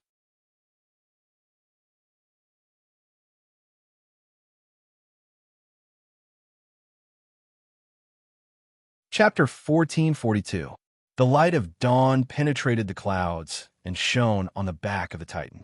The blue scales reflected the light slightly, creating a beautiful illusion. Boss, wake up, wake up! Hao Feng's sorrowful cry broke the silence in the clouds. Charlotte closed his eyes and did not respond at all. Hao Feng suddenly jumped up and pointed at Longier. Stupid woman, your milk is poisonous. Longier slowly took out the Ice Soul dagger and said slowly, You've been in the Empire's royal family, so you must know the origin of this dagger, right? It can cut through Lontan skin like paper and can even cut through metal. If you disrespect me again, I'll... She suddenly waved the Ice Soul dagger at Hao Feng and said fiercely, I'll cut you into a pile of pieces. Hao Feng was startled. Although Longier's action was just to scare it, and she wasn't really going to stab it, it still jumped away. I won't scold you, Hao Feng said, but you poisoned the strongest and most magical man in the world. Do you know how pure the energy in his body is? The energy in his body is second only to the world stone, and the purity is 96%. Ah, Lan Jie was stunned. Hao Fong suddenly covered its mouth, which looked like two sausages stacked together, while muttering to itself, F*CK, I spilled the beans. That's the secret the boss told me to keep. Lan Jie was shocked and then understood. No wonder he's so powerful and unbelievable. His body is hiding 96% pure energy, second only to the world stone. He's the hope of the Akimis Empire, and also my. She seemed to have thought of something, and her cheeks turned slightly blue. What are you thinking about? Hao Fong said cautiously, I'm warning you, although my boss is poisoned, I'm still here as a strong guard. Don't even think about touching my boss. Lan Jie shook the ice soul dagger. Hao Fong covered his sausage mouth with his hand. Lan Jie walked to Xia Lei's side and quietly looked at him. Charlotte's skin was slightly red, as if he was drunk. He had never gotten drunk on milk before, but this time, after squeezing a few bottles of Princess Archimedes' blue milk, he was really drunk. Of course, this was not the kind of drunkenness caused by alcohol, but the body had entered a whole new state. His soul, his brain, his body, his bones and muscles, his branding power, everything about him was changing. In order to adapt to the new state, his brain released sleep and rest signals, allowing his body to fully relax and rest, which was why he looked like he was drunk. Lan Jie squatted beside him and reached out to gently stroke Charlotte's cheek. Charlotte's skin was very smooth and tender. It felt extremely good to the touch. She couldn't help but spit at the sensation. Pervert, your skin is better than many women's. Charlotte still had no reaction. He didn't have any thoughts at the moment, and he didn't have any sense of vigilance towards everything around him. Fortunately, he was on Kong Tan's back. If he was in the Forest of Rest, it would be very dangerous. It was also luck that he drank Lan Jie's Princess Archimedes' blue milk on Kong Tan's back. If he drank it in the Forest of Rest, it would be very dangerous. Lan Jie's lips curled into a smile. You're a man with a story and a secret. I will definitely unravel your secret. Also, let me tell you, since you drank my milk, you're mine now. If Charlotte heard this, he wouldn't remember it, nor would he have any reaction. Kong Tan continued to fly forward. When the sky brightened, the fog surrounding its body slowly dissipated. It flew lower and lower until it reached the sky above a canyon. Charlotte had finally woken up. The moment he opened his eyes, they seemed to shoot out two rays of light that seemed to be real. His pupils were dark and deep, as if his gaze could see through everything. Boss! Boss, you're awake. Hao Fong exclaimed in surprise. I thought you were poisoned by that idiot. Whose milk was it? Charlotte didn't seem to hear it. He stood up from Kong Tan's back. He looked at the canyon below Kong Tan. In that instant, all the details that he saw rushed into his mind. The towering trees, the rushing river, even the leaves on the treetops, the fish in the river, and the grass by the river were all within his field of vision. And he was currently at least 5,000 meters away from the canyon. Not only could he see the details, he could even hear the sounds coming from the river on the surface. The clear water flowed through the riverbed, crashing against the rocks and carrying away the mud and sand. He now had a feeling that he had the clairvoyant and clairaudient ability from Journey to the West. What was even more strange was that he could feel the sky, the earth, the forest, and the river breathing. They all had their own unique aura of life. Nature created all things, and all things formed nature. He was a member of this world, just like the air, the rocks, the flowing water, and the soil. All of this made him feel extremely powerful, and it also made him feel extremely close and comfortable. What's wrong with me? What did Lan Jie's milk awaken? Did its milk activate my evolutionary code? A bunch of questions popped up in Charlotte's mind. We're here. Lan Jie's voice was full of excitement. This is the Canyon of Origin. This is the Canyon of Origin. Charlotte came back to his senses. His gaze shifted to Lan Jie. His eyes were full of gratitude and kindness. Her milk made him stronger, and it also allowed him to see some of the mysteries of the path of evolution. These were all very important to him. The grace of receiving a drop of milk should be repaid with a spring. This was probably how he felt at the moment. Longier smiled at Charlotte. That smile was naturally sweet. Charlotte was slightly stunned. Longier's reaction was very novel to him. In the past, when he stared at her, she would either stare at him or roll her eyes at him. Sometimes, she would even call him a pervert. But this time, she actually smiled at him, and it was such a beautiful smile. "Do I look good?" Longier asked. Charlotte nodded. "Yes." Longier laughed. Her laughter was as clear and melodious as a silver bell. Wah, wah. Hao Fong covered its square body and bent over to vomit. So disgusting, so disgusting. My back is going numb. I can't, I'm going to die. Longier extended her hand to the ice soul dagger at her waist. Hao Fong then straightened its body and shut its mouth. At this moment, Charlotte received a message from the Titan space. "We're here. I'll put it in the Canyon of Origin." "Okay. Thank you, Sparrow." Charlotte sent the message. The Titan Sparrow landed on the ground. Its wings swept across the forest, causing the trees in the forest to shake. Its wings swept across the river, causing the river to flow backward. The sparrow landed on an open space in the canyon. Lush weeds grew on the ground. Countless wildflowers bloomed under the eternal sun's sunlight, creating a myriad of colors. They and the grass turned the open space into a carpet of flowers and grass, soft and beautiful. Charlotte jumped down from the sparrow's back and looked around. He did not see a large number of spirit ores, nor did he see any blue energy trees. The mountains, forests, rivers, and grasslands he saw were all normal. This place was completely an ordinary canyon. "Sparrow, where's Queen of Rest? Isn't she here?" Charlotte sent a message to the sparrow. The sparrow replied, "She will appear when it's time. You don't have to worry. I'm leaving now. Goodbye." Charlotte replied politely, "Goodbye." The sparrow flapped its wings and flew up. In an instant, a strong wind rose from the ground.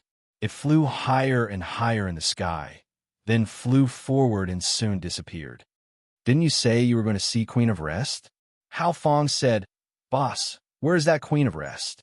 Charlotte shrugged. "I don't know either. The sparrow told us to wait here." Longier said, "I'm not in a hurry. We can walk around here and familiarize ourselves with the environment." Charlotte smiled. "Okay." But he was thinking to himself, what reason should I find for her to give me 2 more bottles of milk? Hao Fong said, "Do you want me to leave? This grassland is very soft, and there are a lot of flowers and grass. It's the best place for sex." Charlotte, Longier picked up a rock from the ground and threw it at Hao Fong. Clang! Hao Fong was hit by the rock. There were no sparks, but it screamed and fell to the ground, motionless. "Stop pretending to be dead, you old pervert." Longier said, "Idiot, I'll pretend to faint and you guys can start. If you don't even know this, how are you going to seduce my boss?" Hao Fong said, "Longier." At this moment, the sky suddenly darkened.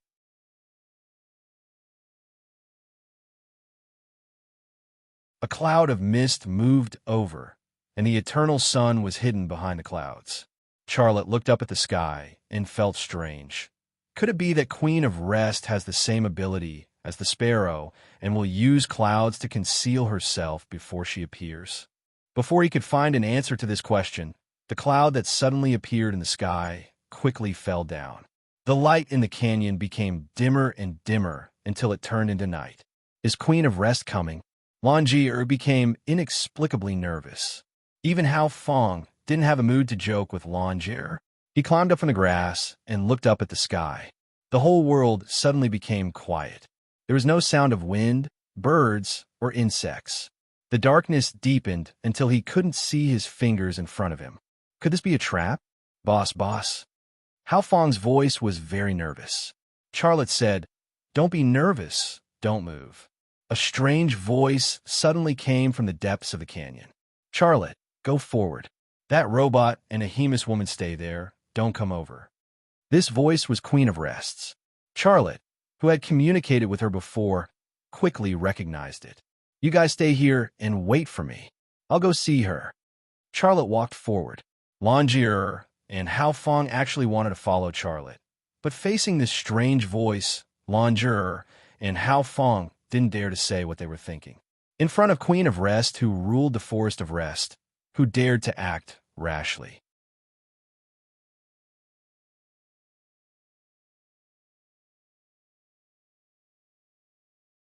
Chapter 1443.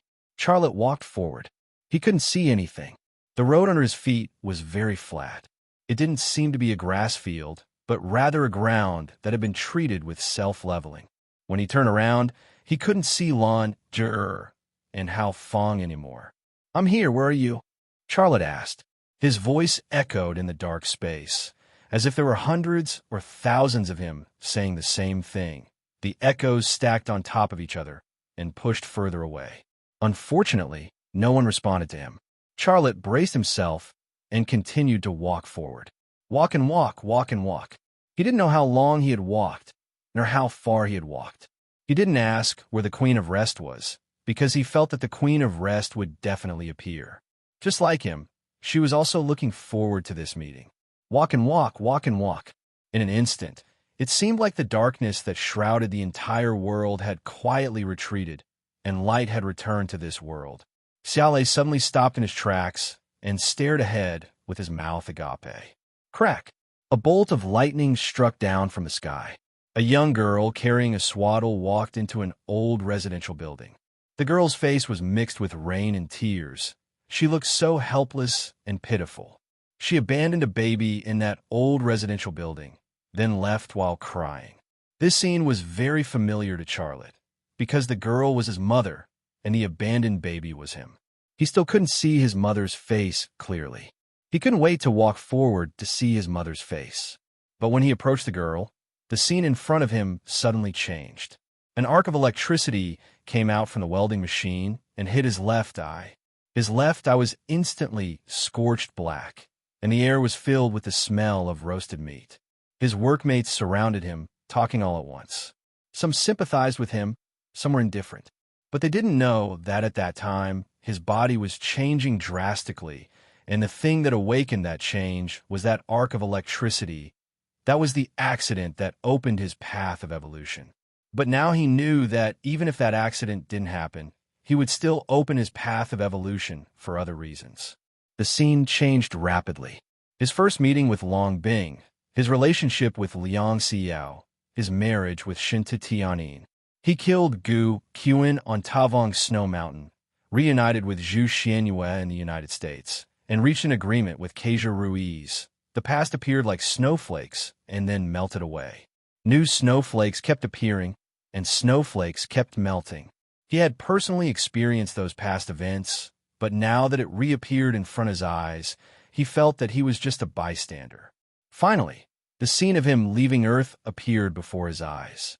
In the mysterious Sky Castle's core hall, Isadabu put aside the grudge between them at the most crucial moment and saved him. Then the Sky Castle flew into the boundless darkness, and everything fell into darkness. Nothing could be seen. Charlotte's mind returned to reality, and his heart was filled with emotion. In that short period of time, he felt as if he had lived a long life. We are the passers-by of this world, and we are also our own bystanders. Is your goal to find that stone castle? Queen of Rest's voice suddenly came from the darkness. Her voice seemed to be very far away, but also seemed to be right next to him, in the soil under his feet. Yes, soil. Charlotte felt the existence of grass. He was very surprised when did the ground change, and he didn't feel it all. What you saw just now was what I got from your brain, Queen of Rest's voice. I know everything about you. Charlotte also had this ability, but he knew that he couldn't compare to Queen of Rest at all. Queen of Rest told him so openly that she stole the information from his brain, but he didn't seem to be angry at all. That city, it's not a sky castle. I call it Origin, Queen of Rest's voice. Charlotte didn't find it strange at all. Different identities, different cultures, the same thing can have many different names, but that doesn't matter, and it doesn't change the essence of that thing. You already know everything about me, but I'm still facing the darkness. When will you come out to meet me? Charlotte said, I've always been by your side. It's just that you're used to using human vision to measure a meeting. Very well. I'll satisfy your habit, Queen of Rest's voice. The ground suddenly trembled a bit. A blue light suddenly appeared from the ground. This light was very eye-catching in the dark environment, but it didn't go straight to the sky. Instead, it suddenly stopped at a height of a few dozen meters. Then, more blue light appeared from the ground. Some of them rose a few dozen meters into the air. Some of them flowed like liquid on the ground. In the blink of an eye, the ground was covered with blue energy roots. The blue light that shot up to the sky also formed the trunk and branches of the tree.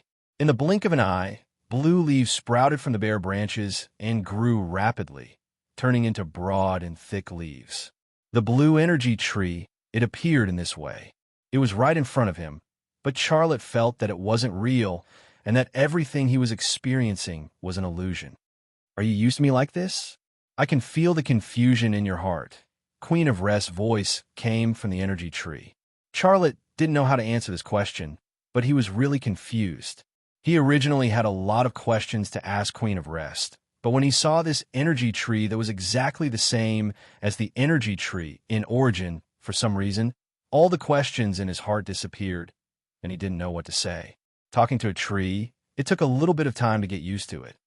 Maybe I should appear more like what you're used to Queen of Rest's voice. Boom. The ability tree suddenly lit up. The appearance of the tree became blurred and finally turned into a blue halo. A woman walked out from the halo with long hair that reached the ground, white skin, bright eyes, small lips, firm twin peaks, and a plump buttocks. She had the appearance of a standard human woman. Moreover, she was an extremely beautiful oriental beauty that no one could find fault with. She didn't have any clothes on her, and all her privacy was clearly visible. But Charlotte didn't have any inappropriate thoughts in his heart, not even a trace of desire. His mind also calmed down, and he said, No matter what you become, you will not be like me. You don't have to satisfy any of my habits. That's not important. What's important is our meeting this time. I have too many questions I want you to answer for me. Ask away, Queen of Rest said. Charlotte said, In the Ahimish tribe, I used a blue moon device to scan myself. The ether instrument gave me a set of data. It said that my age was 1,026 years old and my body contained 96% pure psionic power. I called it the power of branding, but in this world, more races called it psionic power. My question is, did the origin you spoke of bring me to the world 1,000 years in the future? There's a mistake in your question. A mistake? What mistake? Time actually doesn't exist. Charlotte was slightly stunned. I've come across this saying, but I don't understand it. If time doesn't exist, then how can there be day and night, young and old? You're wrong again. The existence of day and night is because the planets revolve around the stars. In many places in the universe, it is always night, and there are many places that have day for hundreds of millions of years. If time is explained by day and night, then those places with long night and day are in a state of stagnation. Queen of Rest said, As for the young and old you speak of, that is just a process that life must go through. Those lives that haven't evolved perfectly will make many mistakes in the process of growth, and those lives' bodies can't correct those mistakes, so they will age and die. And your body has evolved to an almost perfect degree. You can probably live for about 100,000 years. Charlotte was shocked on the spot. He could live for 100,000 years. On Earth, not to mention a lifespan of 100,000 years. Even a lifespan of 100 years was considered longevity. It's still your first question. Queen of Rest continued. You are not in the world 1,000 years in the future. You are just in another world. Your wife and children are still in your original world. I know you are very eager to go back. Can I still go back? That will depend on your efforts. If I am not in the world 1,000 years in the future, then what world am I in? Queen of Rest did not answer. Charlotte asked, If I am not in the world 1,000 years in the future, where did the humans of this world come from? They speak Chinese, that is the Han language of Earth. The humans of this world can't just appear out of thin air. right? The Han language can't spread here from Earth, right? What's going on? Because of the origin. That stone city? Yes, Queen of Rest said. It is the existence of planting civilization. Planting civilization? Charlotte was stunned on the spot. Queen of Rest said, it sowed seeds in this universe, and everywhere it goes, new species will be born, new civilizations will be born. It wants the humans of Earth to appear in this world, so this world will have humans. It wants the humans of this world to speak Chinese, so this world will speak Chinese. Charlotte suddenly remembered Kasia Ruiz's description of Isotab. He said that Isotab's mission is to rebuild her civilization, and unlocking the secret of the world box is the only way. Thinking of this, his heart suddenly trembled. Could it be? I am in the world of the world box. The world box, the world box. That name is actually the answer. It sowed life, gave birth to civilization, played the role of Prometheus. You're tuning in to the Warrior Lore YouTube channel. Don't forget to subscribe and join us on this journey to catch the most captivating stories.